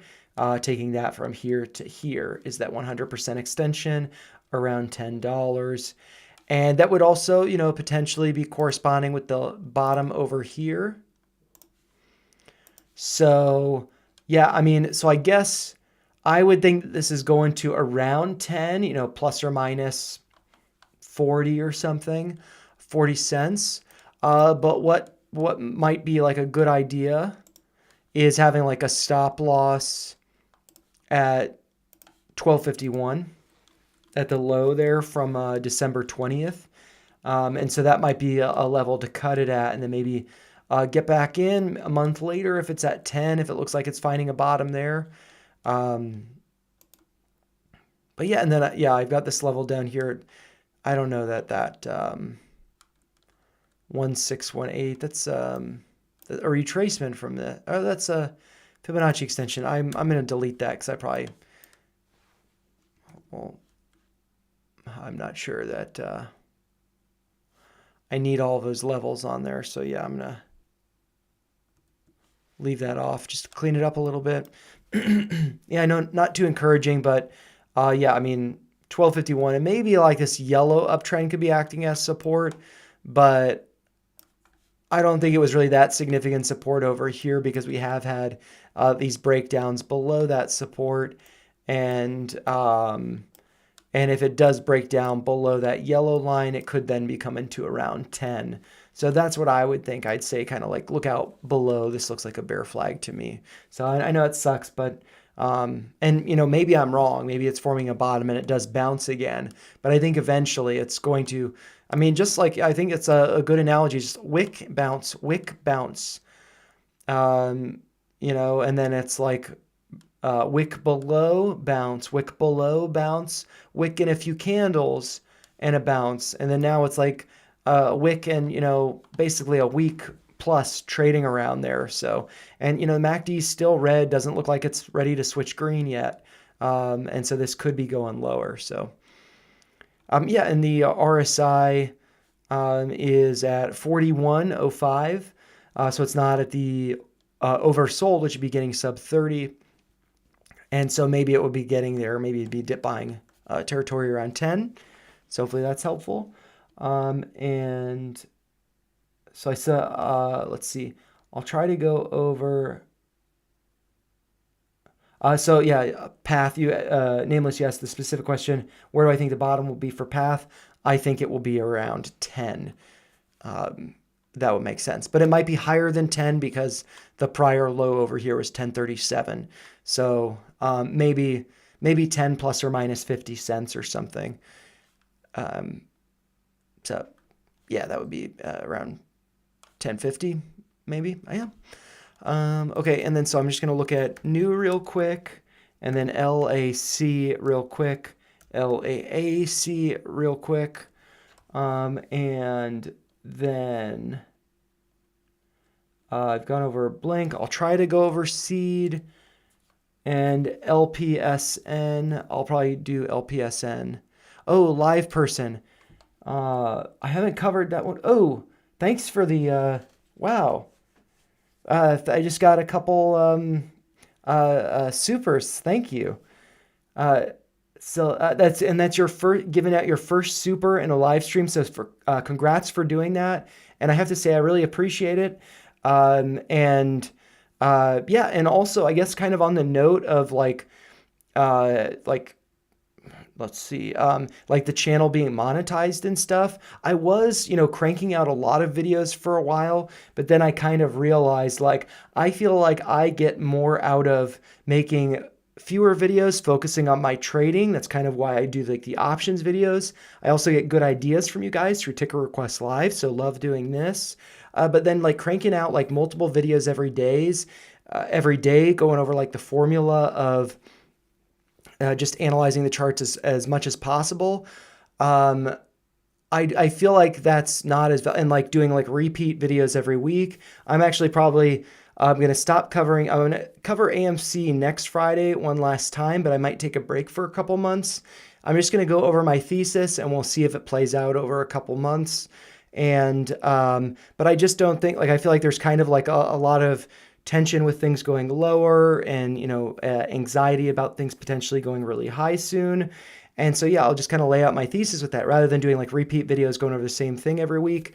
And so, yeah, I'm just trying to focus more on like quality rather than quantity. But unfortunately, with the more quality, or like where I ramble more in videos, they tend to get fewer views. But like I would rather be like, I was hoping to be like be on a trajectory to make a living with YouTube and then trade on the side. But what I found over the past year is I think I've gotten good enough at trading to make a living doing it. So hopefully that's my goal for this year. And then YouTube will be my thing on the side. And so I'm not putting as much pressure on trying to meet like certain thresholds each month. And so yeah, just, focusing more on quality rather than quantity, and like quality of discussions and stuff, exchange of ideas. But yeah, so thank you so much for your guys' contributions. I do appreciate it. And so that's from Chess Dad and Damon. So thanks a lot. And I guess I can love those in the chat. I'm kind of new to doing that. And so let's see. I'm going to go over. Let's see, Chess Dad had new, so I'll go over that, and then I'll go over the Lithium ones just after. Oops, and LivePerson. Oh crap, what was the? So Damon was talking. Yeah, for LivePerson. Yeah, so and I have to say, like, I'll go over a LivePerson in a minute. Just kind of going through these in order. But like, I've posted a couple times on LivePerson on X. And I've gotten so many comments about that I was like being accused of plagiarizing somebody else. And it's like all of my analysis for a lot of these stocks, some of them it's like inspired by people's posts on X. Some of it's inspired by like Gareth Soloway's analysis. But most of it's just like, I go over the charts in videos like this. And that's what happened with LivePerson. I went over it during a live stream. And so I just kind of got rubbed the wrong way by like people accusing me of plagiarizing. And so it rubbed me the wrong way. And then it didn't, like, I thought it broke out. And then it's like, well, I'm getting all this like pushback. That makes me think it's probably not, like, there's something weird going on with it. And so I closed my position, and I don't plan on making another video on LivePerson because of those weird plagiarism accusation posts. But yeah, so with new, is this a nuclear? Let's see. New, Brazil-based holding company which engages in the provision of digital banking services. The company offers its customers products across 5 financial seasons. So this makes me think of, I believe, Pags, which I was just going over, which I feel like I was not so bullish on. This does look like a bear flag with the big red candle on the 18th coming down 11% and then consolidating. This consolidation does look nice. It is pretty tight. But what you want to see when something's forming a bottom is like a V pattern or like a bounce. Kind of tough to see like over the course, because you want to see like, maybe it has a few candles down here, but it then bounces. So it doesn't have to be like one day down, the next day up, which is ideally what you'd see. But if you see a few days down, not so bad, but then you want to see a bounce. With this hanging out down here, and then also volume being highest when it came down, volume kind of fading, went up a little bit on Friday, kind of a holiday week. This 24th was a half a day. And so with the lower volume on the 26th, it's not really too substantial. Volume there, it seems kind of weak. But yeah, it's just like this lower trend in volume. And so that makes me think whoever is holding this up, the buyers holding this up, they're getting kind of weaker. And so Friday, well, it was a green candle on Friday because it opened lower than it closed. It closed higher than it opened. Is that right? Opened at 1029, closed at 1033. So it closed higher. So it was green on the day. But the previous day closed at a higher price. It closed at 1036, so it was red on the day relative to the previous day's close. So yeah, I think this looks like fairly weak. And one thing, we can kind of do this as an experiment, looking at, doing Fibonacci extensions here. So, I'm just going to take an extension from the top here to the low and then pull that up to the high. And I think that the 100%, which would be like the measured move from here to here, would be approximately here. And so let's see what happens with that. And so we can see, yep, that 100% did serve as the base there. And so that was a measured move, formed another bear flag. And so we can do kind of the exact same thing, but do that from here then to the high here. And I'm not sure if that will match up just right, but it might be kind of close. Yeah, so, you know, it didn't get enough of a bounce here for, like, it would need to be like that, you know, for it to suggest that that was the 100%. But what we could do is maybe add the 786. And so the 786 serves approximately as support there. This is all, you know, kind of approximate. So maybe I'll add the 618 as well. 618 was above this consolidation, so that was not a good predictor of the bottom because we broke below it. Whereas, you know, like I showed over here, the 100% was a great predictor for the bottom. And so that was the 100% was a great predictor for the bottom here. Then for this move down, the 786 was a good predictor for the bottom, which was, you know, 1005, whereas the bottom so far has been 1018. So 1005, you know, it's 8 cents off, but wait, 13 cents off, but pretty close. And so now, you know, based on the same kind of idea, let's do that, but I would think price could be coming down to maybe the 618 because it was previously the 100%, then the 786, and then maybe the 618. And so that is to suggest that I think this will be going lower. We may not have the top in just yet for this little bounce, this consolidation. But if it does go to the 618, that will be going down to a price of around $9 a share. The 786 is a little bit lower than $9 a share at $8.72. So I think that's where that could be going. And if we look back in the past, we do have this low over here around 967. That was the low that was hit on August 5th. So the markets gapped down that day and bounced. So I would think that 976 would potentially be a notable level of support. But it does look like it's above. Actually, that does look like it's. Let's see, what's this level over here? Okay, yeah, so I'm going to delete that because we're below it. But yeah, this low over here kind of corresponds with the double top over here. So maybe that would be acting as support. Also, right around here, that's sub $9. So I feel like this is probably going below 10. And I would think that it's going to like around 9.10 plus or minus 50 or 60 cents. Because you got the low here, which could potentially be a double bottom at 967, which seems to correspond with prior resistance over here, but that might fade lower to like sub 9. And really getting to like 9 or 909 specifically, that's the 618. So yeah, I mean, I feel like this is coming down to between like 970 and 870 effectively, which is like the 786. And I guess I got, do I have a blue line somewhere? No, I'm just drawing, hovering over that. That ends up being something. But yeah, so I think that news probably going to sub 10, possibly sub 9. And then I just look to see how it holds that as support. And what you don't want to see is if it consolidates for a while, that's going to then be bearish consolidation because it's consolidation following a down move. And that just means that buyers are getting exhausted.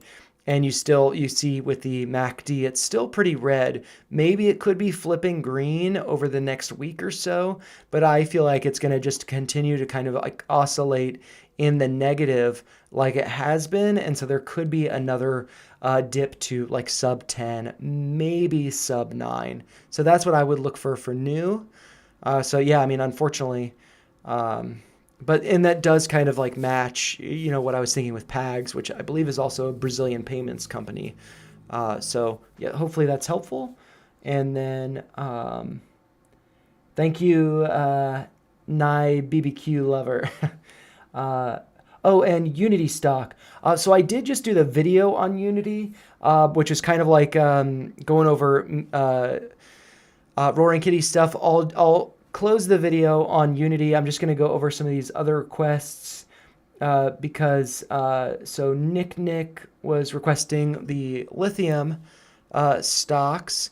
This one actually looks, in my view, good as long as it holds. Like the other ones I was talking about it being both bear flag. This could be a potential bull flag given that it's moved up and it's consolidated, although these wicks to the top side have me a little concerned. Also, the MACD is still negative, and it did get like a push in the volume on Friday, although being lower than over here. But that does kind of suggest that like there was enough volume to push this higher. But even with this surge of volume here, it's actually like fading lower. So that does suggest some weakness. And so what I could do is just a Fibonacci retracement, so not an extension, going from the low here at 202 up to the high of 520. And so, yeah, I mean, I think that this could potentially be coming down to, let's see, maybe it formed a bottom. So this would be like kind of like not necessarily the bull case, but like that the bottom might be in. I guess I'll make that line yellow so it stands out a little bit, make it a little thicker. I find them a little bit harder to read when they're not as thick. But yeah, that's a level at like 285. That was the high over here. Also high over here. So it's been some resistance, was tough to break above here. And then once it broke above, it had multiple basically retests of that level on October 21st. Hit a low of 289, so just 4 cents above 285. So yeah, had a couple tests of that. So I think that's a pretty notable level. And then kind of got a bounce from it over here, hitting the lows of 290, 290 again, and 288. So that could definitely be the bottom. But if not, the 786 from that retracement is at 268.2, or let's round it up to 269 to have some fun. And that, I think there'd be some substantial support there. But I feel like this could possibly be finding a bottom. But I think maybe the tell, let's see, here on the 20th, it closed at 297. On the 23rd, it hit a low of 296.7, so that gap was filled.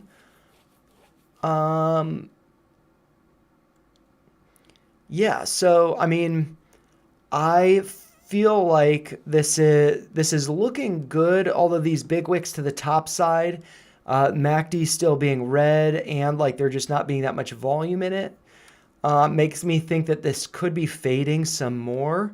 But if it does hold up, I would then, like for multiple days beyond this, like 5 candles holding up here, so Monday and Tuesday before the holiday holding up here, maybe then it could be breaking higher. So yeah, I mean, I think that this looks potentially really good. But yeah, I mean, I guess I'd be keeping my eye on 288. If 280A gets hit and we put in a lower low, maybe it's sweeping it, so I'd look for it to not close below 288. But if it does close below 288, I would say like 270, maybe 265 in that range. Maybe that will be acting as support, but I think it's getting into, with this bounce here, notable levels of potential support. Maybe last thing I could do is maybe I'm going to do a ray, just connect the points over here, the low of 202 and the low over here. I guess this would be kind of like worst case scenario, and maybe I could move this to, the open from September 10th.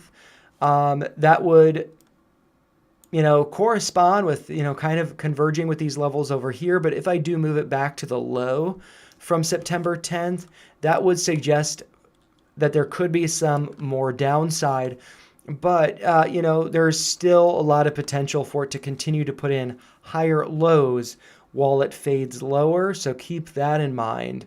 But yeah, the intersection of the 786 and that uptrend is like the end of April, April 22nd. And so I would think that that would be very, painful of, just boring people out of positions here.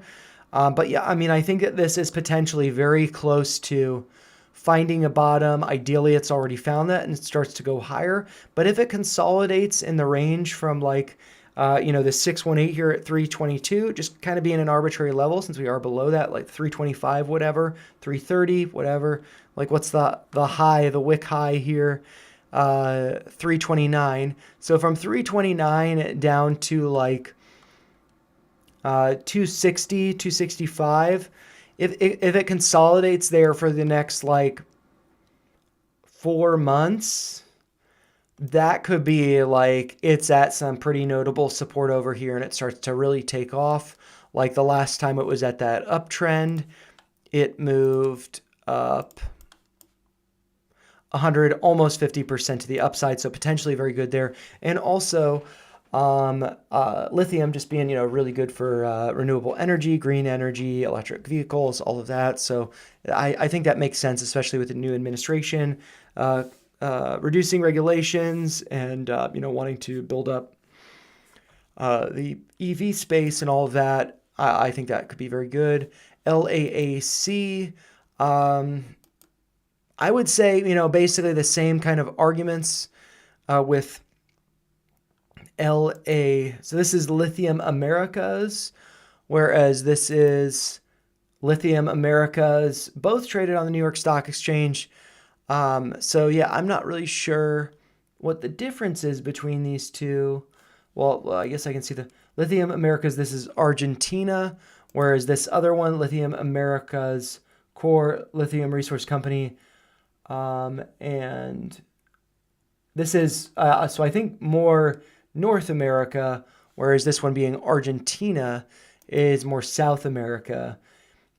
I would say I would personally I'm American. I live in America, and both of these are traded on the New York Stock Exchange.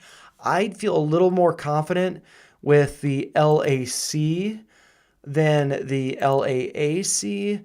And also, with the LAAC, you can draw this trend line here that I just drew. That would be a guide for like, are we putting in higher lows? Whereas with LAAC, you don't have two pivot points over here, so you can't really do that.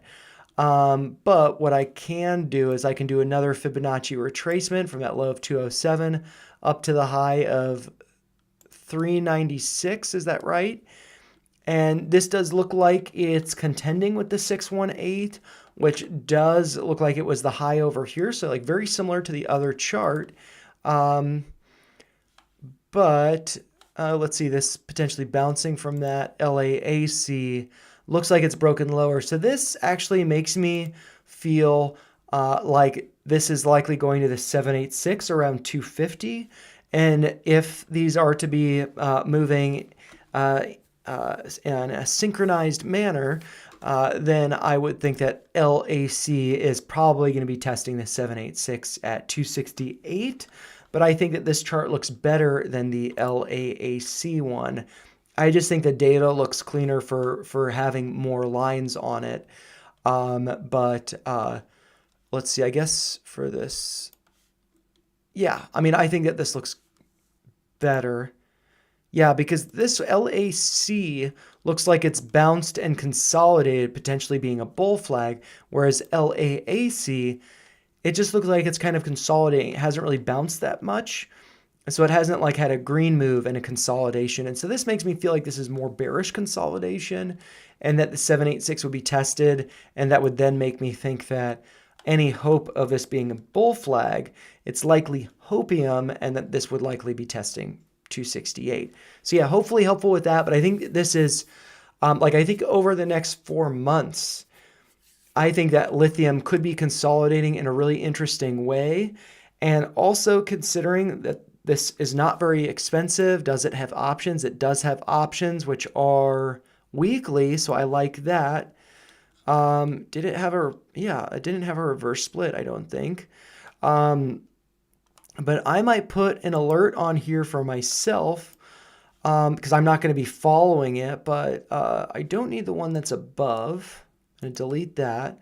I will have this one that's below, and I will set it for below 269 just to have fun with it. But really, I am looking for it to be below, or, you know, effectively at this 786, and then maybe see it, you know, consolidate in this zone, because, you know, it's like so painful.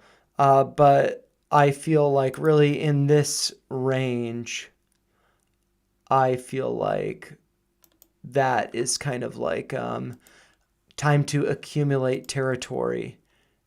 And so, yeah, I kind of like that. But that would mean that there's still a little bit more downside, and it's probably going to be a boring few months, but it also could be taken off. So we'll have to see. But looking at LAAC, I feel like this is probably going to be spending more time here. But I do need to get on to the next one. And since I haven't gone, Benjamin, since I have gone over one of yours, I'm going to go over LivePerson real quick. Yeah, this looks, let's see. I don't like how it's a red candle. And also, let's think about this. You know, so over here, got up to a high on November 25th of 106. The volume was here. This recent volume was higher than that, so I think that's good, but it did get rejected from that level, opening higher, closing lower, so that's a little bit concerning. But with the volume being higher and it net, I mean, it's a red candle, so that doesn't look so pretty, but it's up 7.5%, and in the after hours, it's up nearly 12%, right around 107, which the high from trading on Monday was 104. So yeah, I think that this looks good, but we have to look at it on a different time frame. And so, yeah, I mean, I do agree. I think, Damon, you were saying that this looks like it could be a breakout.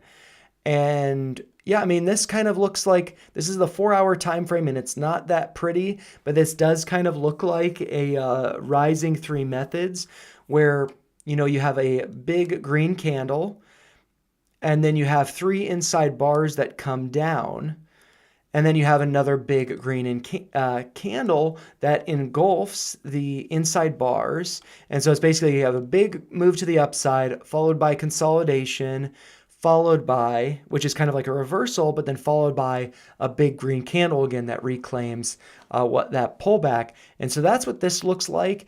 And so I can just look up, I'm not going to use Grok for it.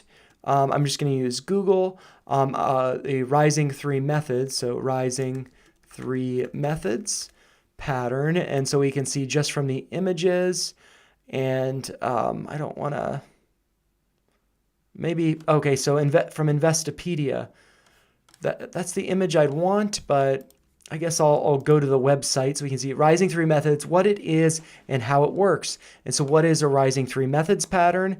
And so rising three methods pattern is a bullish continuation candlestick pattern that occurs in an uptrend and whose conclusion sees a resumption of that trend following a consolidation, so like a bull flag. This can be contrasted with a falling three method, so that would be the other direction. We're not talking about that. And so that's kind of this pattern where you have a big green candle followed by three inside bars. And then while this is not a bullish engulfing because it opened higher than the close over here, but it does close higher than, you know, all of the highs over here. So that does seem good. So you have this uptrend. This is effectively bullish consolidation, this rising three methods, and then that would continue higher. And so I feel like we kind of have, it's a little bit sloppy, it's a little bit ugly, but we effectively have that on the 4-hour time scale with an uptrend, big green candle, consolidation, and a resumption of that trend, and with the after hours pricing. And so I think that this is likely to go higher. And also looking at it on the daily time frame, well, this doesn't look so great. Maybe this is like, you know, for people like me who mainly look at the daily and don't always look at the after hours pricing, this could be kind of like a, oh, well, this looks red. It looks like it's weak. It's probably going to be pulling back. But with this after hours pricing, I look for the open to see where it's opening. If it's opening up like a gap up, I think that this would be looking really good. And so following, I think I made some videos over here. I suggested a breakout over here, and then it just, didn't really perform that well. But what we could do is a Fibonacci extension. So going from actually, I would need to think about this a little bit more. So that would be like going from, so I've got it clicked here, going from the low of 45.05, it might be approximate, up to the high of 179, and then down to the lows over here, we would then see, so I added the 618 and 786, but the 100%, which is effectively the same measurement move that we got over here. So another way to get that 100% is just to get the measurement from that low to that high, and then move that over to the low over here. And that lines up, I did this approximately, but that lines up pretty perfectly with that 100% level at around $2. And so let's see, that 100% level, just getting rid of that clutter, is around 210. And so that is where I think that this could be heading, but it might be bumping into some resistance around this the 618 from this extension, which is around 159. And that would correspond with the tops over here, where it was kind of like a double top. And, it broke out, but then it just faded. And so that was not, didn't play out as I was expecting. But I think that now it could be starting to resume the upside move. So I would look for it to get up to like 160. I think that that's definitely possible. But I also think that maybe there's this, I had kind of suggested it before that there was this, cup and handle, and then there was a breakout, but it didn't confirm and it pulled back. And so, you could still view this as a cup here, but maybe getting up to this point, and then this is still like a handle, same kind of consolidation pattern, because this is a lower low than it's gotten to over here. So this is the cup with a little bit of a blip here, a little bubble there, and then this is the handle. And so it could then be bumping into some resistance at that purple downtrend, which would be around 140. So I think there might be some resistance between 140 to around 160, but that could be some bullish consolidation in that range before continuation to above $2, maybe around 210, or maybe getting to fill this gap even around 240. So I think this looks really good, but on the daily, we don't have anything that necessarily suggests that this will be continuing higher, because this did close lower. But from the test over here, if we see price trading above this high, and tomorrow it's backed by still elevated volume, that makes me think that there is support behind this move and it's going to continue. So yeah, cool chart. I'm glad to see that this has kind of, reversed.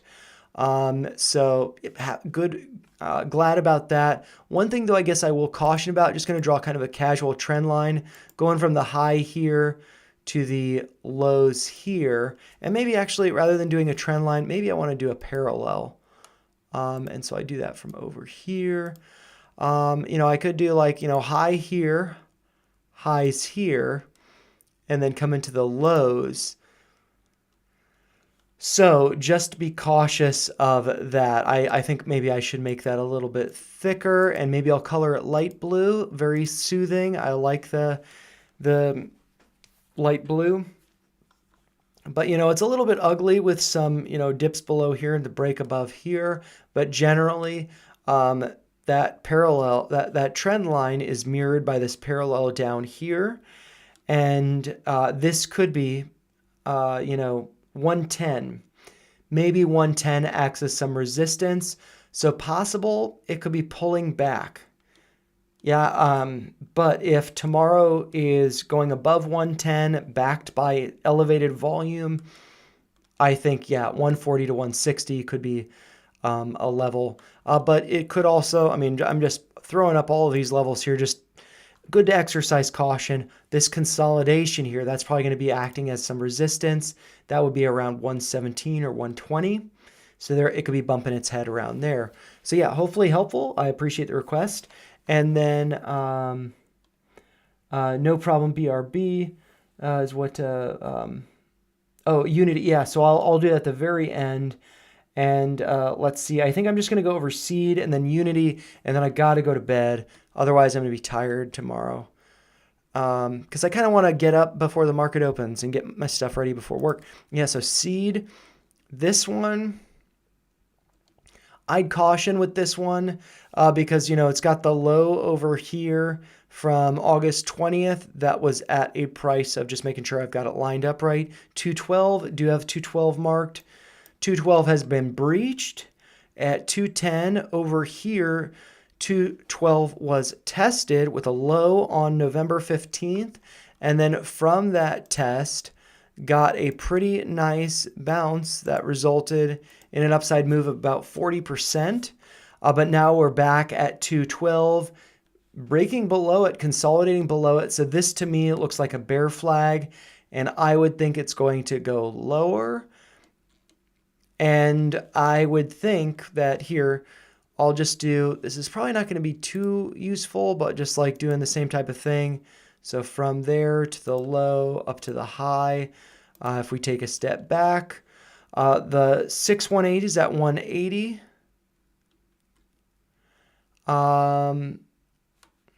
Let's see, I need to kind of like manually adjust this just so we see it a little bit clearer.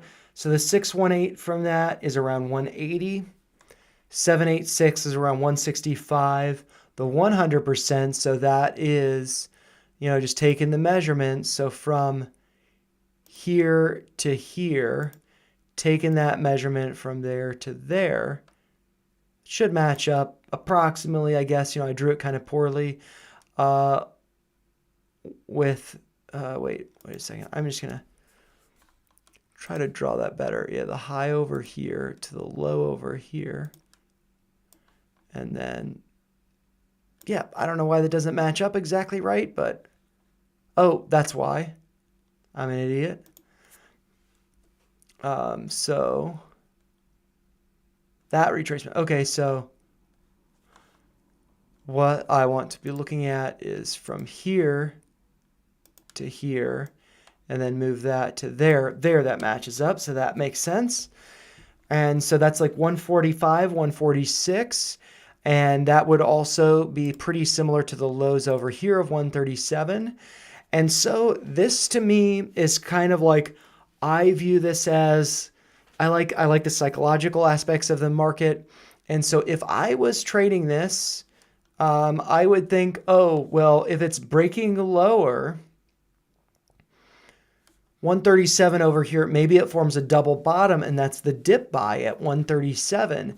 But maybe it pulls down to 145 or 6, or maybe 140, doesn't get to 137. A bunch of people got limit buys over here at 137, let's say, but that doesn't get hit because it starts to form a bottom at 145. And then those people who are waiting to buy at 137 get left behind, and then it goes higher. So I would say I feel like this is likely to go down, unfortunately, to 146. Maybe it finds some support at these levels, but 145 also, let's see. Yeah, I mean, there's this consolidation here. I mean, maybe 165, maybe 150. I don't know, but those are some levels, so I'll just read them out loud. Around 146 or 45, maybe 150, just being kind of a psychological level, $1.50. 165 or 180. Either way, I think that seed is probably going lower. So do be cautious with that one. And then the final one, I'll just go over Unity real quick, and then I got to get to bed. And so I'll put that up here. Yeah, so for me, this is one like I had to put out that video. So between my two accounts, like basically Robinhood and Webull, I don't really do too much with Robinhood. I really just use it for holding some old AMC shares and accumulating crypto that I move off exchange. I have, overnight trading with Robinhood, which is not as good on Webull as it is on Robinhood. So I got one share of Unity at 23 on Thursday, or maybe it was Wednesday, I forget. And then I got a couple shares at 23 in my Webull account. So I only have 3 shares at 23. But then I got a call, and I'm bullish on it. But generally, I was making videos around here. I just didn't know exactly where the bottom would be, because all of these, the shading and all of that, open to interpretation, because this is based on, I believe, one standard deviation of like the price action in here, and it changes every day. There's a new candle in there. So, take it with a grain of salt. And then this parallel channel, the pivot points, there's a break below it, breaks above it. So I'll take it with a grain of salt. I had no idea if this would actually be the bottom. And, you see the pivot point over there from that channel, or that parallel channel. And so, yeah, I had kind of timed the bottom here making videos, but I was only trading like 1 or 2 shares, and I took profits for like 10 or 20% gains. But then seeing all of the activity regarding like the Bronx Viking and Colin Gladman tweeting about this in relation to a possible Roaring Kitty connection. I just did the video suggesting that the present that he posted looks very similar to the Unity software logo. Also, with it being a software company that, let's see, I can pull it up from a Grok search. Let's see if I escape and then search my Grok history for charts. I'm just going to go for Unity, and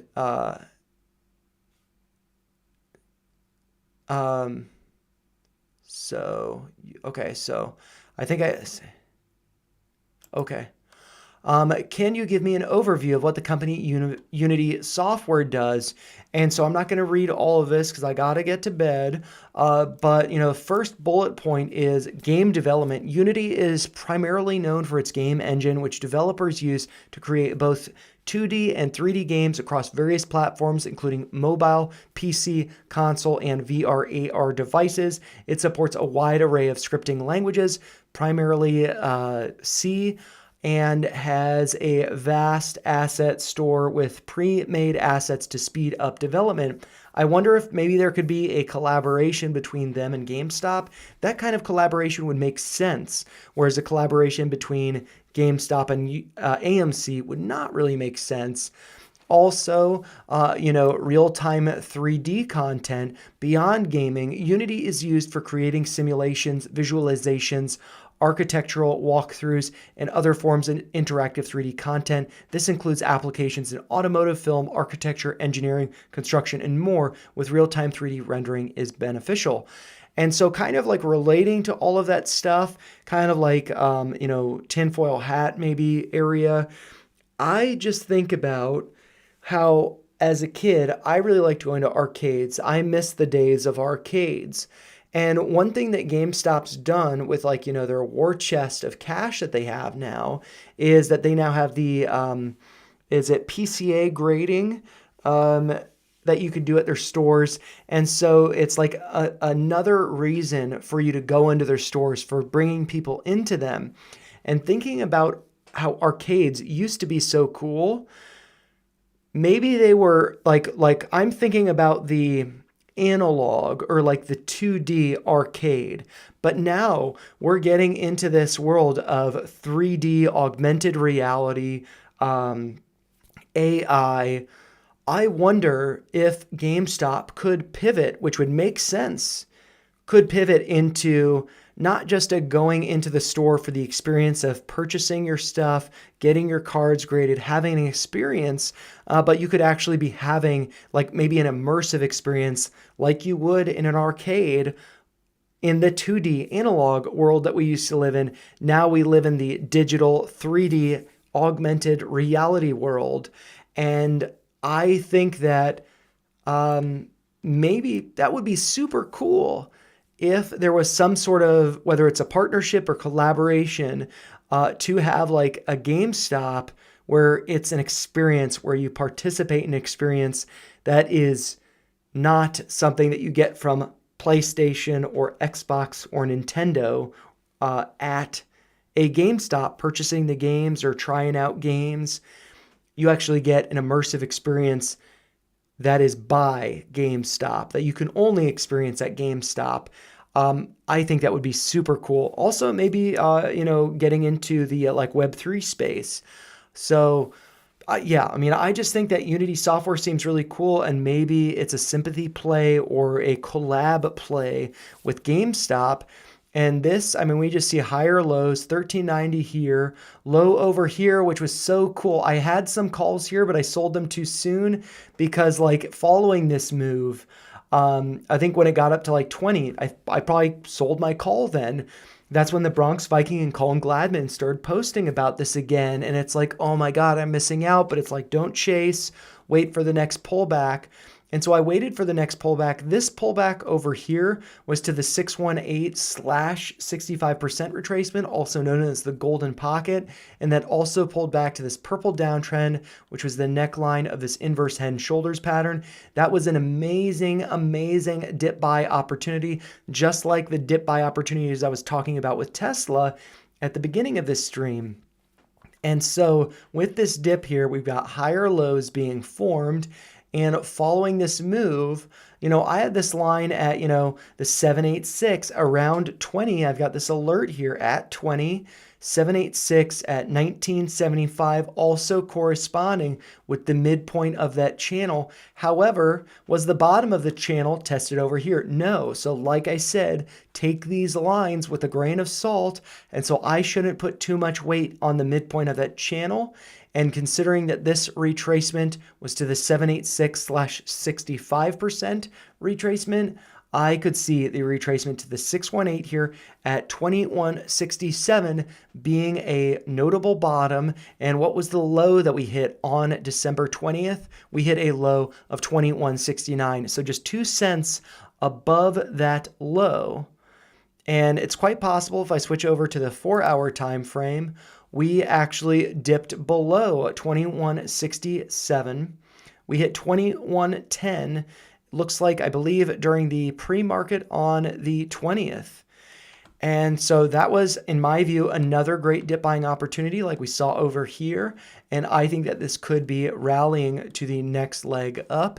And so one way that we could get that next leg up would be a Fibonacci extension. So going from the low here to the high here and then down to here. And I would think that we'd be going to the 100% at least. And the 100% would be around 33. I believe I already had that drawn up there. Yep, I already had that drawn up there. Probably to the penny. So I take that, this number 3307, more so than the other one. And that could potentially be corresponding with the top of the shaded channel around 30. But like I said, take it with a grain of salt. The bottom wasn't tested over here. The midpoint may not be tested over here. We may be breaking above the top here. And so I view that we could be going to around $33 in the next couple months, maybe the next month in January. But bigger picture, I think that we've got what might be the beginning of a formation. And this is hopium because it's not happened, but a left shoulder here, the formation of a head here with a test of around 40, let's say $40 to $45, formed the pit of the right shoulder before a pullback to around maybe 33, maybe coming down to, 25. And this, I think, would be playing out over the course of 2025, a move up to 45 within the year of 2025, and then maybe a pullback to $25, maybe 30, I'm not sure. But then following that, a measured move would put it at around $75 a share. So I feel like Unity software is a good long-term investment at this point. So not specifically a trade. So I plan on swinging calls. I've got my 3 shares at $23, which I'm apparently in the red on them now. No big deal. It's only 3 shares. But I have a limit buy for 1 more share, and you do you. This is the way that I trade, and it's very passive and boring. To get 1 more share at $22. If it goes lower than 22, I'd add another share at 21 or lower, and I just continue that down. And then if it really started to form a bottom, let's say around 20, I'd maybe more so get aggressive with those shares or get more aggressive with my call, which is the $42 strike that expires on June 20th of 2025. I cover that in the weekly options videos, which I put out on Saturdays. They tend to be around 2 hours long. This past week was around 3 hours long. I need to just get better practice to streamline them, but I will have another video out going over the options on Saturday. But with that being said, and there being no more going on in the chat, I am going to end the stream here. And so, yeah, I mean, I hope that was helpful for you guys. I'm excited about all this stuff that we went over. And yeah, I'm hopeful, for some of these, like, LivePerson, like the, let's see, I think the Lithium ones, BSLK, I think this one looks really good. So yeah, I guess I'll close on this one because I think, yeah, it looks great. But yeah, thank you guys so much for hanging out. If you have not already, please make sure you like the stream. It helps get more attention to these, and I do appreciate it. And if you're not already a subscriber, please make sure you subscribe to the channel, turn on the alerts if you like. I do tend to put out videos at random times, so having the alerts might be nice, and I try to not do too many videos at a time.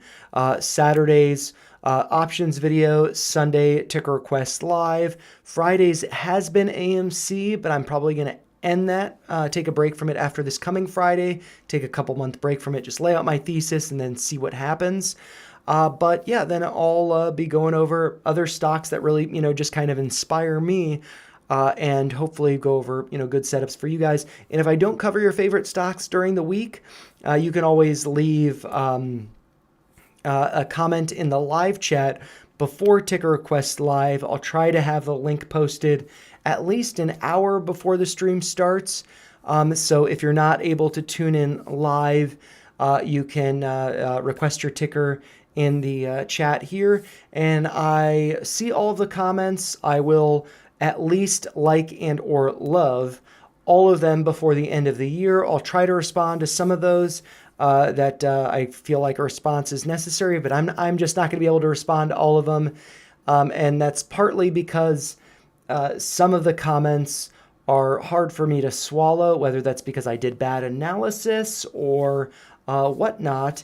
And that kind of kills my enthusiasm for making videos, and I just don't want to dampen that. I want to continue to be making videos, and so yeah, I'm just not gonna be able to respond to all of the comments, but I do engage with a lot of you, for ticker request live. And so again, thank you so much for hanging out, but you're keeping me up 40 minutes after my bedtime, so I gotta get going. Take care, you guys. I hope you have a great start to the week.